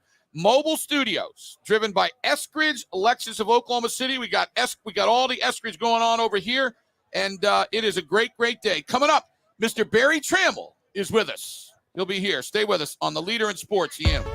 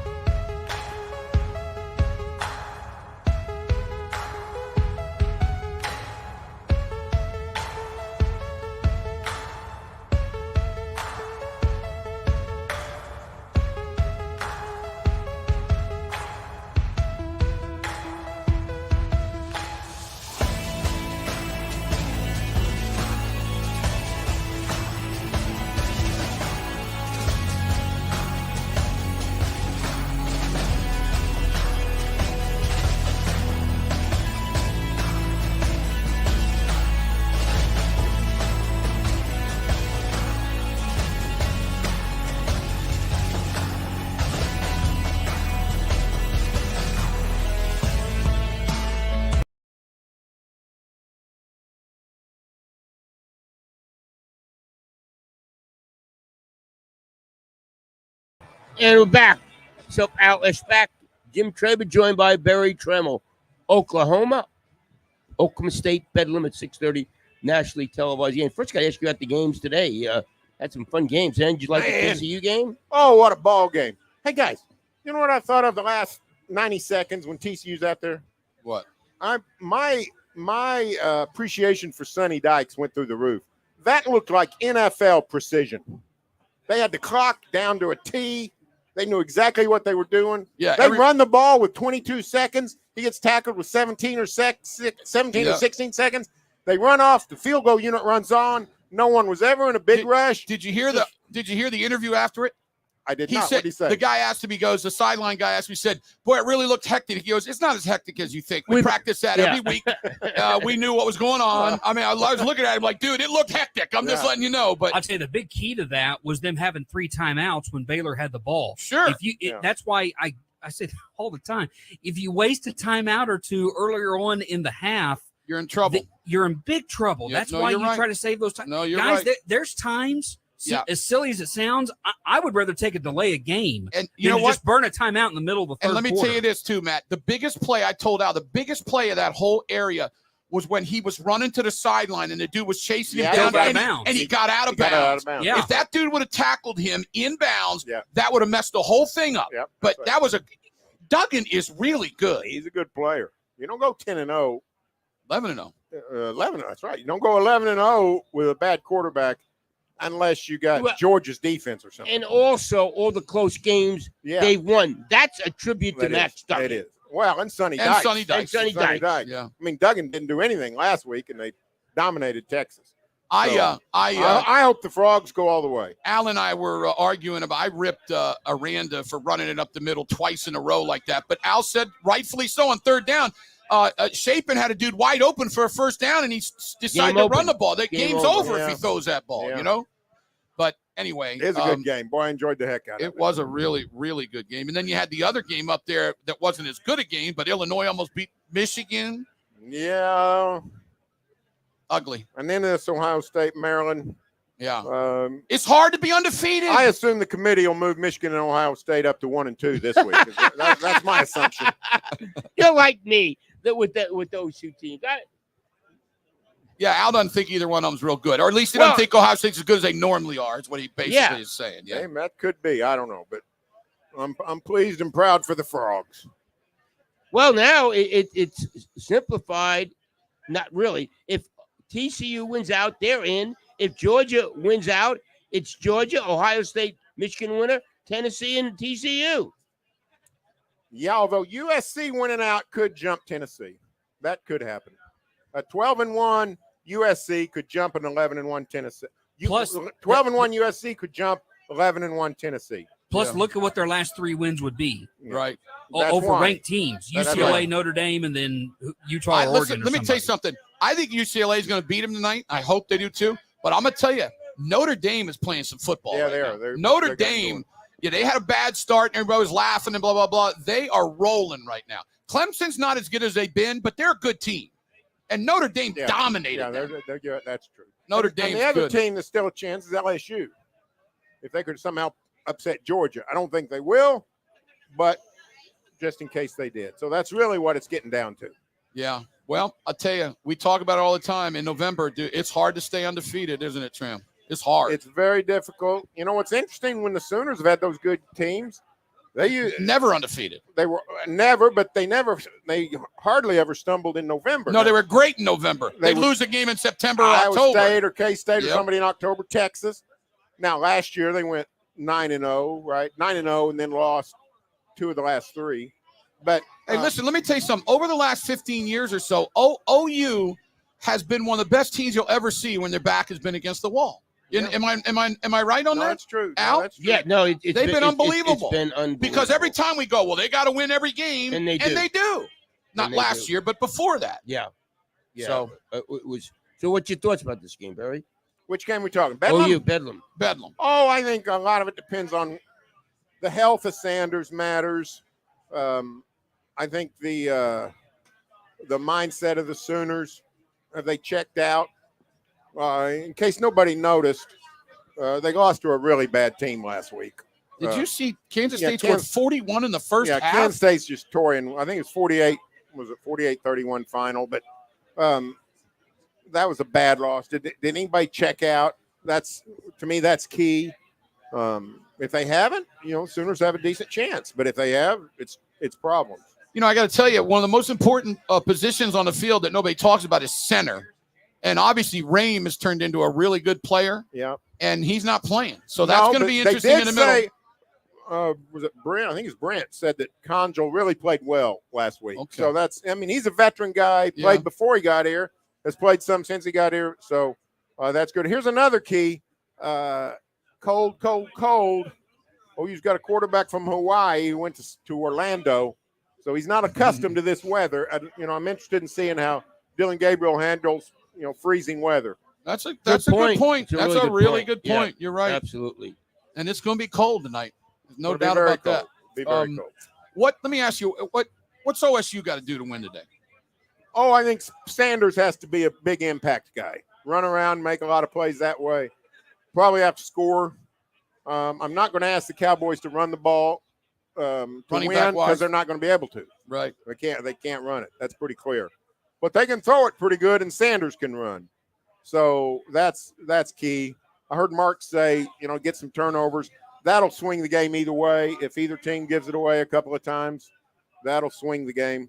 Did you hear the stat though that if you throw out the Pine Bluff game and all the Division I teams, OSU's had one run over 20 yards. Yeah, that's just ridiculous. Now, not by the quarterback. Right. I'm talking about the running back. Right. Sanders has had a bunch of great runs. Yeah. But you think of the running game at Oklahoma State over the last, 40 years maybe? They're always running the ball. Yeah, it's I don't know what's going on. The OSU offensive line for about 3 years running has not been good. Just been so-so. You're right. It's remarkable they were as good as they were last year. Yeah. With that kind of go to the offensive championship line. game. Can't block people. So I don't know what's going on, but it helps to have a quarterback that can move, right? Yeah, it does. Well, and I would think OU would try to spy on Sanders, right? Yeah, although I think they tried that on Green last week and it didn't do much good. Here's my question: if you don't have a DB, what difference does it make? I mean, if you're going to spy him with a linebacker, his linebacker's not going to stop Spencer Sanders. He's just going to run around him. So that's, to me, is problematic. You have to have a special guy. You got to have a special guy. Yeah, you got to have a maybe White. Deshaun maybe White. White. maybe could be White, that guy. Deshaun White. but he's the guy you want doing all kinds of intrusive stuff. Right. And he played really well in Morgantown. He's one of the few. I mean, listen to me. I've been talking about him for 4 years. Everybody doesn't like the kid. He's a good football player. Yeah. That's what he is. He is. I'll tell you this. I said it earlier, Trev, see if you agree. They've got to hit Sanders. And not illegally. They got to hit him. Rough him up, hit him. be physical. See when you're down on the field, you hear things that none of us hear. One of the things you hear is you hear players grunting and groaning. And so if they hit him and they hear something, maybe you never know. Now you think, okay, he's a little banged up, So you're calling for a Batman game. Yes. Kapow! That's exactly Boom! right. Absolutely. Can you do that one more time? Who? Jim. Which one? You did the Oh, you yeah. hit him. Yeah. The grunt. Yeah, the grunt. Trust me, I made those noises when I got hit. Because, getting hit's bad. Did you make them when you were playing tennis? No, I hate that. I can't stand The it. women like do. that? Oh, I think don't it's like the it? dumbest thing I've ever seen Really? in my life. Oh, I'm so sick. It's Now so listen. stupid. Do they still do it? Monica Seles used to do it. Does No, there's anybody still, else? no, They there's still do some that do it. Yeah, some of them do it. Yeah, Right. I Yeah, I can't don't know. stand it. I don't like it I at don't all. know. I don't like it at all.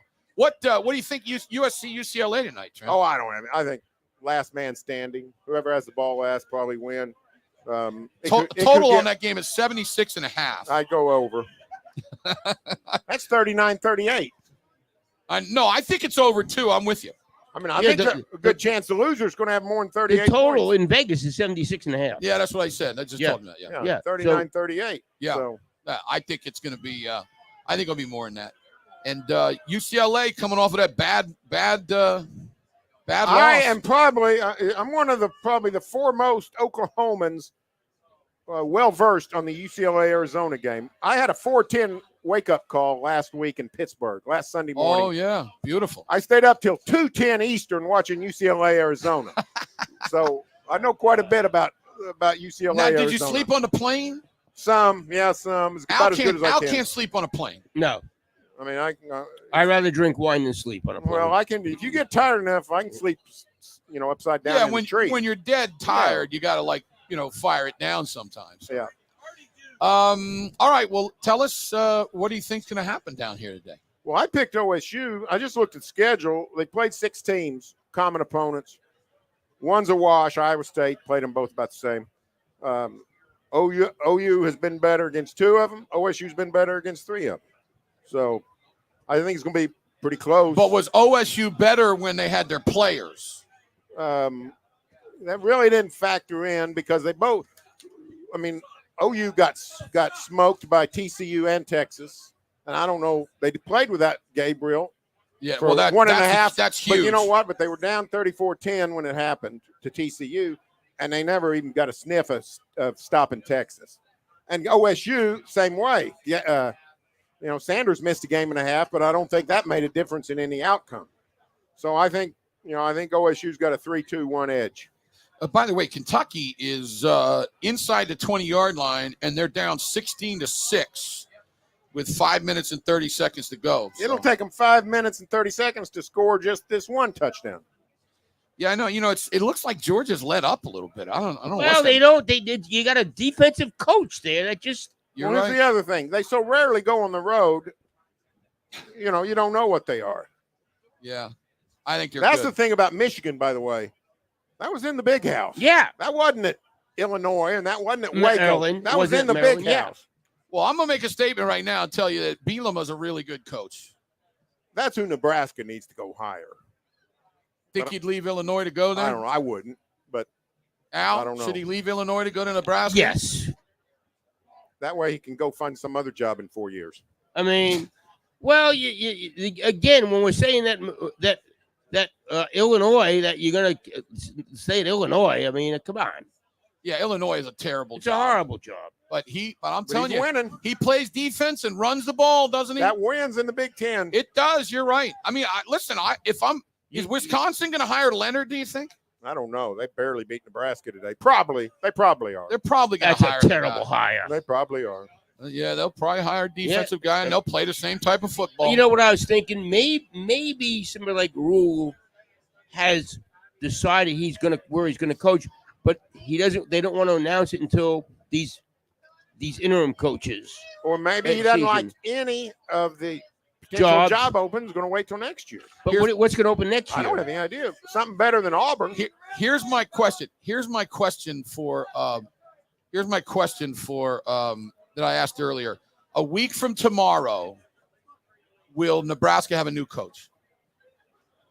I'm going to say no. I'm going to say it'll be a few days after that. That's what I said. That's what I said. Yeah. But see, I don't know, man. I mean, it's been open for so long. They got to know who they're hiring, right?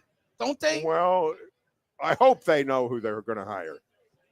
If they don't know, it's not a good situation. It's on Trev Alberts, yeah, right? It's on Trev Albert. Yeah. You know, Trev Albert was at Nebraska Omaha. Yep. And I'll tell you that it's a lot different to be at the big Nebraska than it is Nebraska Omaha, right? Yeah. Does Nebraska Omaha play football? They do, yeah, or they did. I don't think they do anymore. They used to play Division II and then 1AA. I don't think they play anymore. Wow.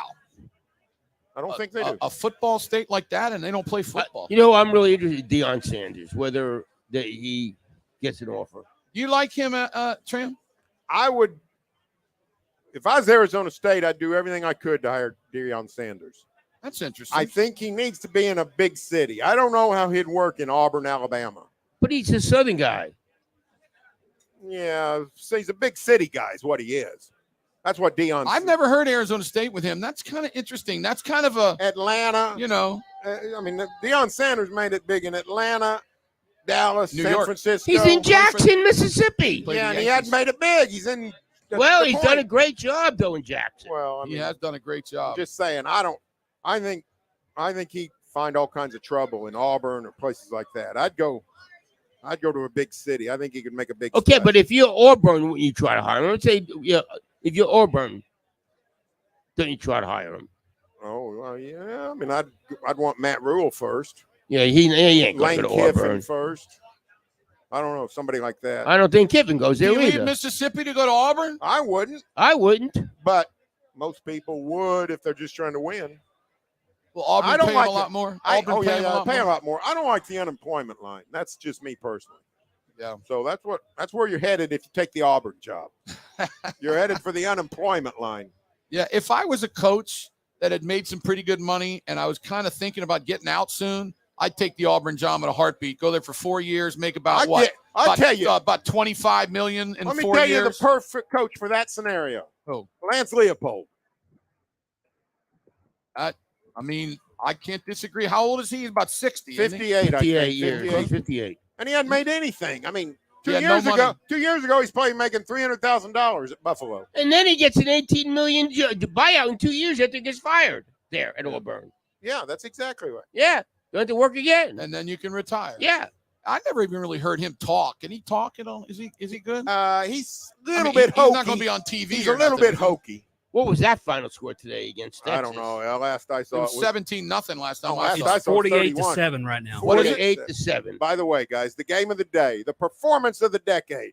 What's that? was at Kyle Field today. Oh, I know. Did you see the Aggies? UMass. It was the greatest thing of all time. UMass is one of the worst teams in the country.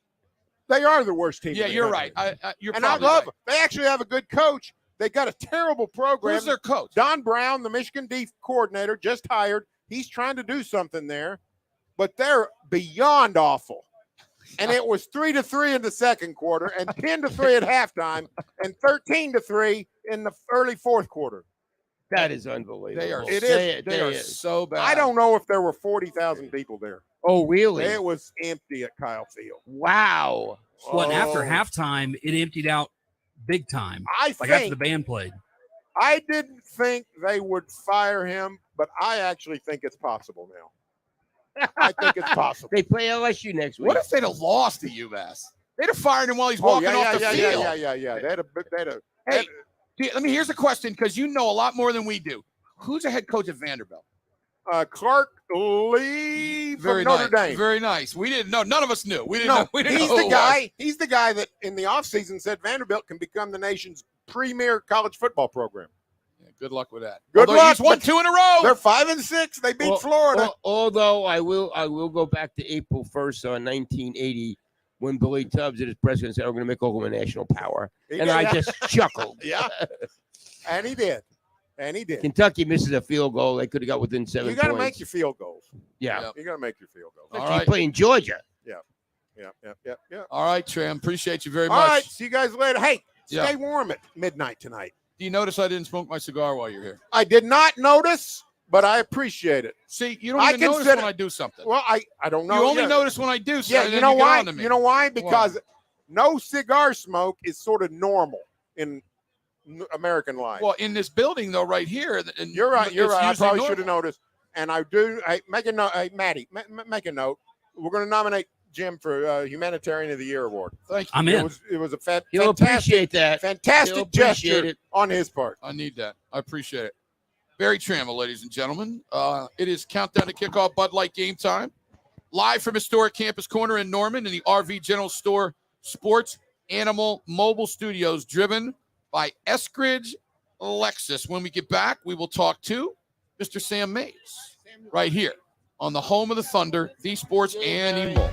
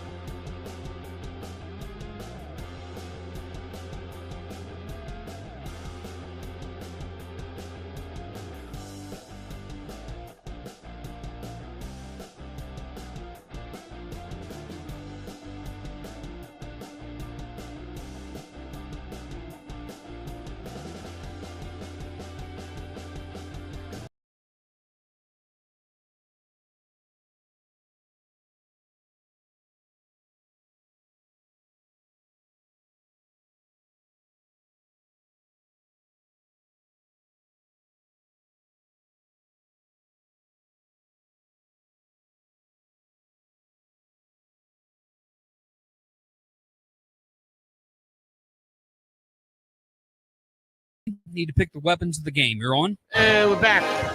So Al Eschbach, Jim Traber on Campus Corner. OSU, Bedlam bringing in Sam Mays. Guys, I think it's pretty easy when you say weapons of the game. Spencer Sanders, Eric Gray. Real easy. Right, yeah, Sam? Absolutely. Sanders has definitely been the leader of that team, and he's been fantastic this year, giving them exactly what they need when they need them. The definition of clutch for Oklahoma State, and I think Eric Gray is the MVP of the year for Oklahoma, and you could really tell, if there's any player that Schmitty has really, I think, assisted this season coming into the year, it's him. He's stronger, he's bigger, he's faster, he's more elusive. He's an every down back. He blocks great out of the backfield, catches the ball great. I mean, he is one of the more complete players you're going to find in college football today. He's done an excellent job. Yeah, I heard you say that earlier this week, and that's a really good point. Schmitty is amazing at getting players bigger and stronger.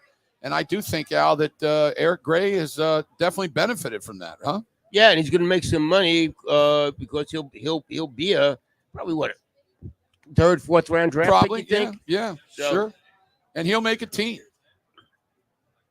The thing I find so interesting about Oklahoma over the last probably a decade is the patience, right? It's like every one of these backs, even Mixon, who was an absolute freak of nature physically, there's a level of patience that they've had for a decade. And Eric Gray, I think, has really kind of picked up where Kennedy Brooks and Ramondre left off. I mean, he lets the offensive line do their thing, and you almost wonder if it's a beaten bow thing, right? The way they're teaching the run game, the way that they have an understanding about each offensive lineman's role that allows those guys to be as patient as they are. I mean, they will wait for a hot second in the backfield and let it develop in front of them. And he's got that explosive ability, that one-cut ability to kind of benefit from that. So it's been a lot of fun to watch that run game develop over the years, even with the transition of coach and offense here. It's still kind of the same thing. Sam, what the heck's going on with the OSU offensive line, dude? Jim, look, I think that offensive line, recruiting offensive line is about as difficult as it's ever been, right? It's just very difficult to find those kids today that are balanced, can come in and pass protect and run block in. And I think even the Alabamas and think about Clemson's offensive lines over the last decade. They haven't been stellar, right? There's not a bunch of NFL players across the board. I mean, it's kind of a crapshoot. And Gundy's just had some dumb, bad luck. Guys getting hurt, guys retiring. Just a bunch of weird, situations that put him here. And he's found a way, right, to win a bunch of games over the last decade. He's one of the nation's top coaches, most winningest coaches, and he's done it without offensive line play. It's amazing. But this group, I feel like if they're healthy, they're average. When they're not healthy, they're below average, and that's the problem, right? The average is about as good as they're going to get. But with average, Mike Gundy has, won almost 10 games every year. So it's I think he can find a way. Those guys can just stay upright in this game today. I think Jim brought up a great stat. Other than the throughout the Pine Bluff game, not one of their running backs have had just one. 20 yards of 20 yards or more. Is that crazy? Yeah, it's miserable, right? That's absolutely terrible. I also feel like it's a testament to this league. You're not looking around anymore and thinking there's not one defensive player that's an NFL player anymore. I mean, they're all over the place in the Big 12. This is going to be as good of a draft as the Big 12's had in 15 years this season. A bunch of kids that can play the game on the line of scrimmage. So, I mean, it's a mess. And, think about this. That's a terrible statistic, but how about the fact that they just keep winning? Like, that doesn't even make any sense, right? That you don't have a running back that's done better than what they've done this year, but they keep finding a way to get it done. And a lot of that is just the versatility of Sanders. They need 4 yards, he'll go get them 4 yards, right? That's it. He's just been so clutch and fantastic on the ground for them. He's been able to overcome some of those things. Sam, explain to me why it is. OSU right now is a guaranteed top 20 program. We all agree with that, right? Al, Sam, they're top 20 program. Yeah. Explain to Al and myself how it is that they can't get better recruiting classes. We are less than a month away, or about a month from tomorrow is signing day. They got 10 commitments. Now, Sam, how is that? Well, it's got to be. At this point, let's talk about the things that they do have. They have a record that's insane over the last decade. Well, they play great football, Sam. I'm not ripping on them. I'm just saying, if they want to get to another level, I'm sorry. Go ahead. Right. No. I'm 100% on your side here. All they do is win. All they do is when they get NFL guys is get them ready, get them better, and put them into the NFL. They've had top 10 facilities for a decade, legitimately top 10 facilities in college football for a decade. And you're telling me you can't recruit in the top 25? Like they're at 60 or 55. And it's insanity to me because everything about what Oklahoma State is, I don't care how far they are from Oklahoma City. That doesn't make any sense to me when all these kids are doing trying to find a home that's going to help them go pro and win games. That's what Oklahoma State is, and their fancy facilities. So it's got to be something that is a decision by the head coach of the way that they approach recruiting. It's got to be what it is. It's the only reason that Mike Gundy hasn't been offered one of the 5 diamond jobs, right? Is because for some reason he has not proven that he can just consistently recruit. But what he can do is turn a 2-star kid like Justin Blackman into a Bolitnikoff winner, right? He's consistently done that. So it's kind of, this is the thing I've been complaining about for a decade, and I sound like a total fool for doing it because all he does is win. But it is undeniable that there's got to be something within his philosophy that is preventing Oklahoma State from recruiting where they should, somewhere in that 15 to 26, 27 exactly. range. Yeah, we're not asking him right out to be in the top 10. And to back up your point, both of you, an athletic director, Mike Holder, publicly called Gundy out about that a few years ago. He did. No, he definitely did. Here's the other thing. When it hurts you the most, Sam? When you get injuries. See, that's the problem. Right. They can fire out 22 players for the most part that can play with just about anybody. But if you start talking about their 30th player and their 33rd player, they're just not that good. That's where it hurts you the most, Right. Sam. Absolutely. And, and it takes time typically to establish that kind of depth at a school the size of Oklahoma State's program, right? But you can do it, as a coach that's been there 10 years, right? You've seen that happen at places. And Gundy's just been there so long, and it's very strange, very odd that he can't pull in better recruits to this. Because imagine if, I think of stars like a canvas, right? If you're a 2-star player, your canvas is a little beat up. You need some preparation. If you're a 5-star kid, that thing's ready to paint on right now, ready to start building right now. Imagine what Gundy does with maybe 2 or 3 more 4-stars a year. Oh, I know. Right? Considering how many games he's already won. It's a difference maker, right? Yep. No. Hey, Al? Could you figure out, Sam, last week what happened, why Sanders didn't start? Do you have any insight of what went on with that decision last week? No, I don't have any inside information. This is all speculation, but I think that what happened there was Oklahoma State thought we can beat Iowa State without him, right?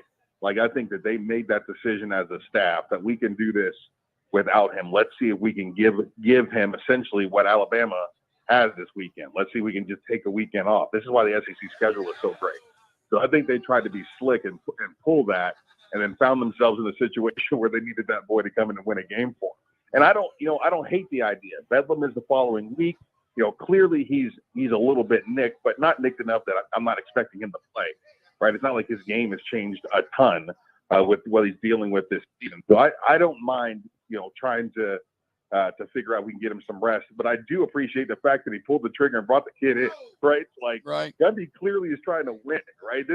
If you're Mike Gundy, you've been there that long, you won that many games. Jim, are you and I going to rip him on Monday if he says, you know what, I'm going to let Gunner run this through. We lost this game. It sucks. It is what it is. We've been hurt. I'm not going to be mad at him for that, right? I mean, No, it is what it is, really. But I'll say this. I agree with you. But if we find out that Sanders was able to play and he didn't bring him in, then I'm ripping him to shreds. You're right. That's all I'm saying. Right. I mean, absolutely. And we didn't think he could play. We didn't think he could play. Then we hear that Rangel is, sick or something. Although he stood on the sideline with his helmet on the whole daggone day. Look, it just makes it worse that it was his son who was the one that was playing. I'm sorry. That's the elephant in the room. But look, Right. Sanders, if Sanders doesn't play, they lose that game. Right? Oh, correct. 100%. Right. I mean, and that was kind of the feeling that I think we all had coming into it, right? Iowa State's defense against a couple of freshmen, like there's no way those dudes are going to survive that situation. He absolutely saved the day. It's amazing how much the defense's demeanor changed as soon as that boy took the field, right? All of a sudden, that pass rush, that their ears were pinned back, got a little more cautious to worry about their rush lanes. And Sanders is sitting back there behind that ragtag offensive line, finding a way to get it done. Like, he is a game changer. People absolutely respect Spencer Sanders' game this year, no doubt. So, Sam, we're talking to Sam Mays. You're an offensive lineman. You're one of those grunts that are down in the daggone, getting after it. I told Al, one of the first things I said today was, if I'm OU, I'm hitting Sanders as hard as I possibly can. Not illegally, but, if he runs a little option situation, I'm hitting him. And I'm seeing, Sam, on the field, you can hear grunts and groans and all that other stuff, right? I'm seeing how he feels early. You agree? Oh, 100%. And we could take it a step further. I mean, you played with guys like this, and I kind of was a guy like this. If I had a thought and a speculation that there was something that was bothering you and it was in a scouting report or whatever, I'm going to find a way. And if that has to be get a 15-yarder to do it, I'm going to do that, especially against some of the guys that I played against. Tommy Harris is just dragging the leg around. I'm going to make sure I put my face mask on that knee. Right. I want to see how tough he is and how physical he is. You're 100% right. You got to get to him right now and get a lick on him immediately. And let's see how he gets up and how he reacts in contact. I hear you. By the way, Ohio State just scored. It's now 30. Maryland just scored 33-30. Ohio State. And they went for 2. They're up by 12. They go for 2 to try to make it 14. And Maryland returns it for an extra point. They get 2 points. So now it is a 3-point game with 9 minutes and 9:49 left. Yep. So I tell you, these teams, it's hard to stay undefeated late in the season, Sam. They're all fighting hard today, aren't they? Man, how about this, though? Like, how incredible is it that if TCU can get healthy, right, win the next 2 games, when you look at the very top of this, none of these teams look anything like the 4 OU semifinal teams that they played. None of them. Like, Ohio State doesn't terrify me. Michigan doesn't terrify me. TCU, if they can get to 100% physically, that team is as capable as anybody in the nation and sticking in one of these games. Like, we're not doing a month of radio talking about TCU and just maybe if they play perfect and then Georgia has a couple of running backs get the flu, maybe they'll find a way. Like, that's not the narrative. Like, TCU has played at the highest level as they've played this year. They have looked as good as any team in the nation. How ridiculous is that after some of the OU teams that we had here in the Big 12 and Heisman Trophy winners, that it's this TCU team that most likely will get a real shot at a semifinal win? Yeah, I agree with it, except for Georgia. I know Georgia barely beat Kentucky today, but that defense, I don't know, man. That defense is scary. I think now they've given up 10 touchdowns in 11 games. That's pretty good. Pretty good. Pretty good. Pretty good. That's a ridiculous statistic. What's your score today, Sam? Man, if Sanders stays upright for 4 quarters, the Cowboys find a way to win this. It's probably a close game, 28-24.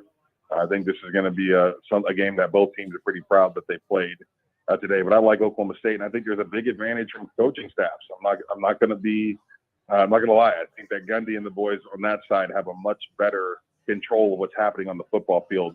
This is a big game for Derek Mason. I'm about real close to thinking that dude doesn't know what he's doing, honestly. So I can't wait to see what his game plan is here when you consider some of the limitations that Oklahoma has. So it's going to be a great game for sure. I agree. Thanks, Sam. Appreciate you. All right, guys. Have a good one. Yep. Sam Mays comes on with Mark Rogers Mondays and Fridays, 11 to 2. I agree with him a little bit, Al. I do think Derek Mason, he may be on a little bit of tough ground. Now, they've had injuries, blah, blah, blah, blah, blah, but, dude, they've been bad. Well, yeah, and just what Rashaun, I'm not going to forget what Rashaun said a week ago about them not doing things that they did, taking the chances, and they were flying all around on defense last year, right? Absolutely. And let me tell you, Al, they're a 7.5-point underdog on the road against a team that has dominated them for years. If they don't take chances today, I don't know when you're going to take them. Well, you've talked about that all the time about Gundy and Bedlam.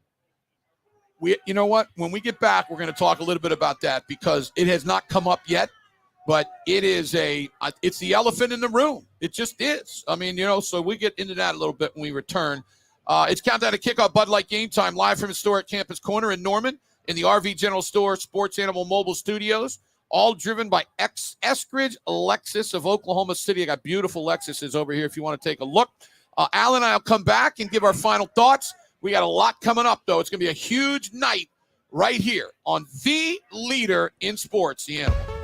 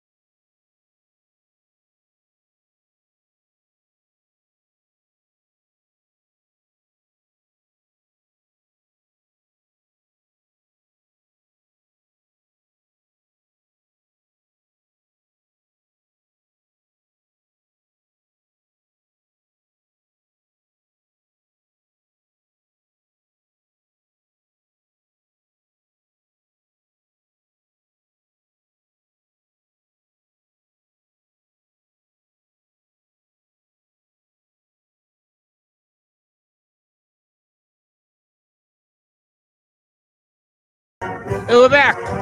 Myself, Al Eschbach, we're with Jim Traber, Oklahoma State. Bedlam coming up at 6, a little bit after 6:30 tonight. The Sooners a 7.5-point favorite in this game. We're going to air it out.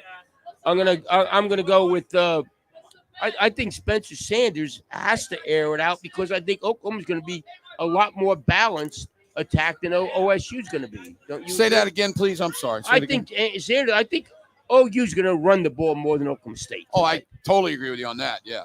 This is going to be a really interesting game offensively for OSU to see what they can try to do. I mean, are they going to try to run the ball? Because they haven't been able to run the ball against anybody, right? Nobody.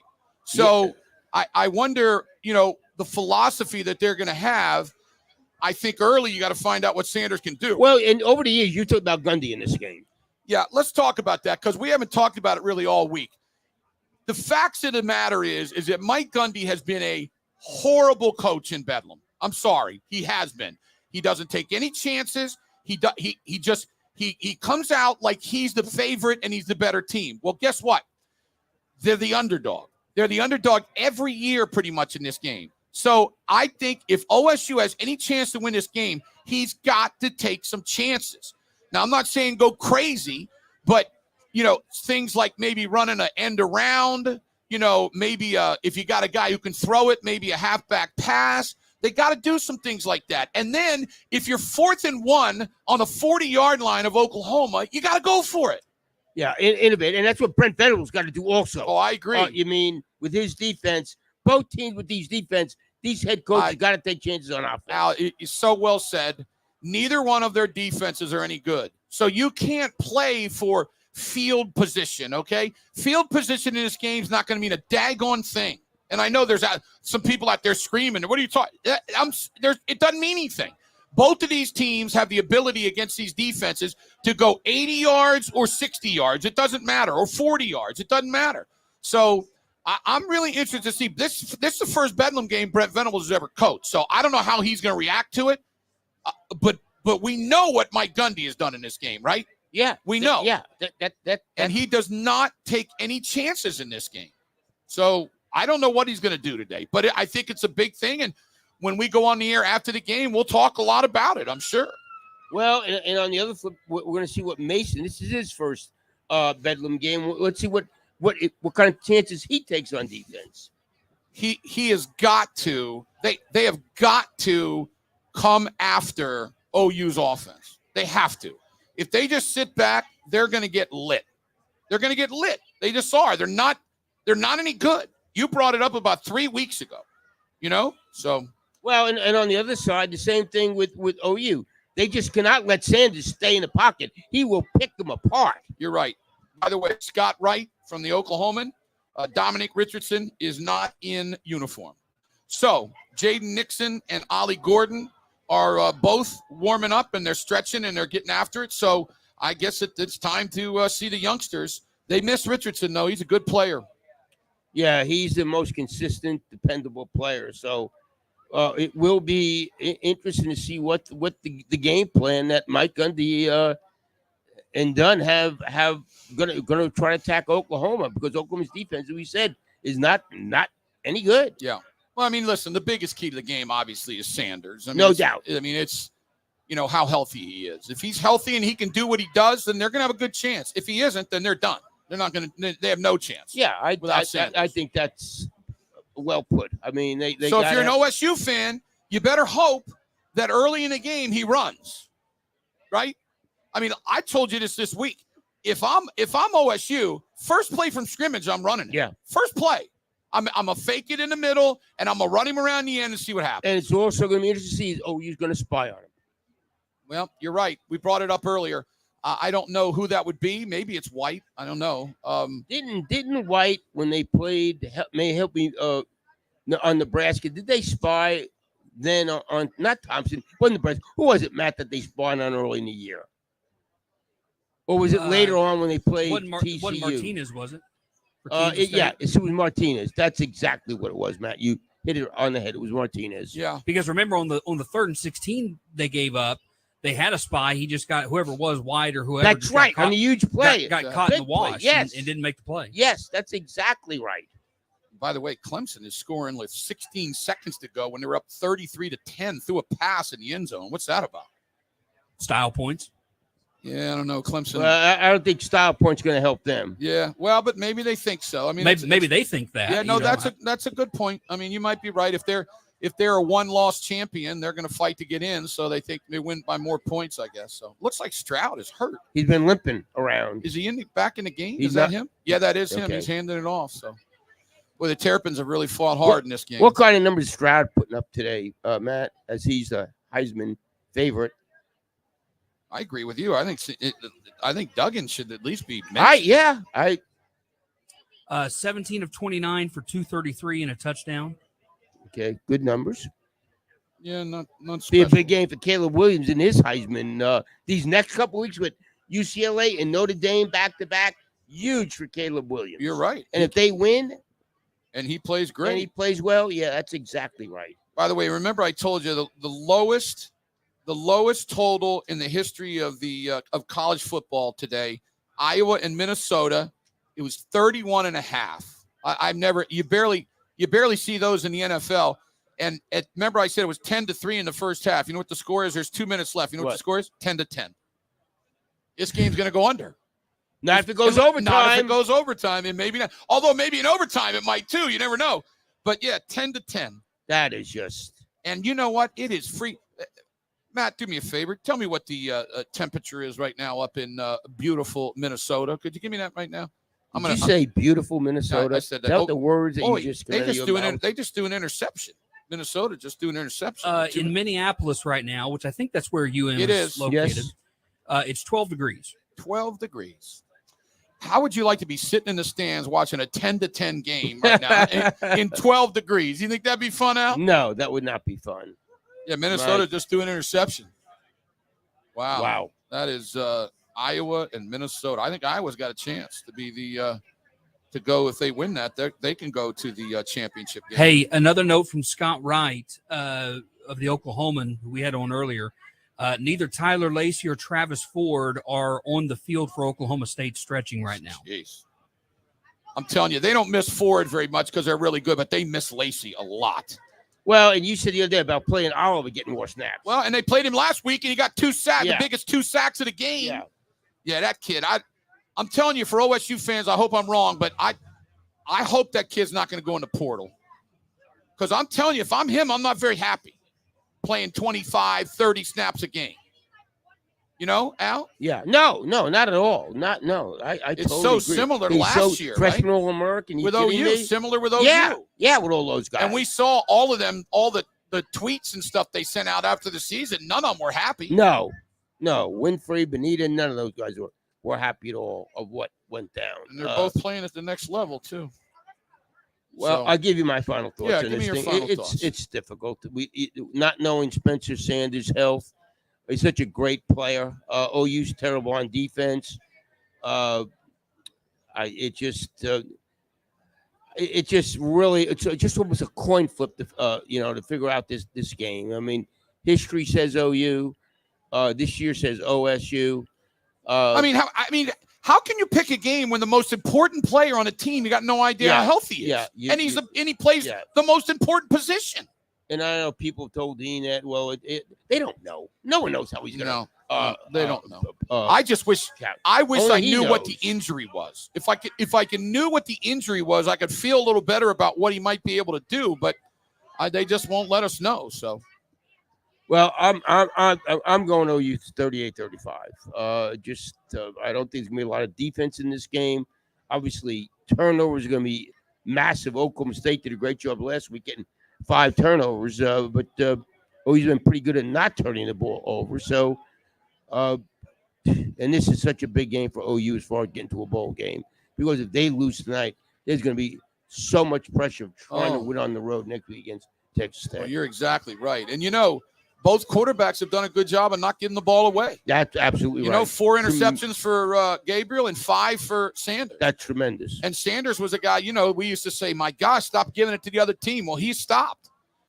Yeah, he really has. He's turned out to be really, really, really good. Really, really good.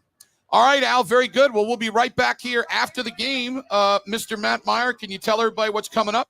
Yeah, so we're going to hear a little bit from Mike Gundy and Brent Venables coming up. We'll also give you all the updates on the scores from around the country. One game to pay particular attention to right now is this Ohio State-Maryland game. So we'll update people on that while the game is going on. We'll have ESPN Radio, and then following the game, football feedback with Al, Jim, Gideon, and Rashaun, and then the college locker room show after that. So after the game, full night of post-game coverage here on the Sports Animal. All right, very good. Well, like Matt said, we're going to have a huge day, so stay with us here on the Sports Animal. It's countdown to kickoff Bud Light Game Time live from historic Campus Corner in Norman in the RV General Store Sports Animal Mobile Studios, driven by Eskridge Lexus of Oklahoma City. Stay with us. This is the leader in sports, the Animal. Countdown to kick. Talk after.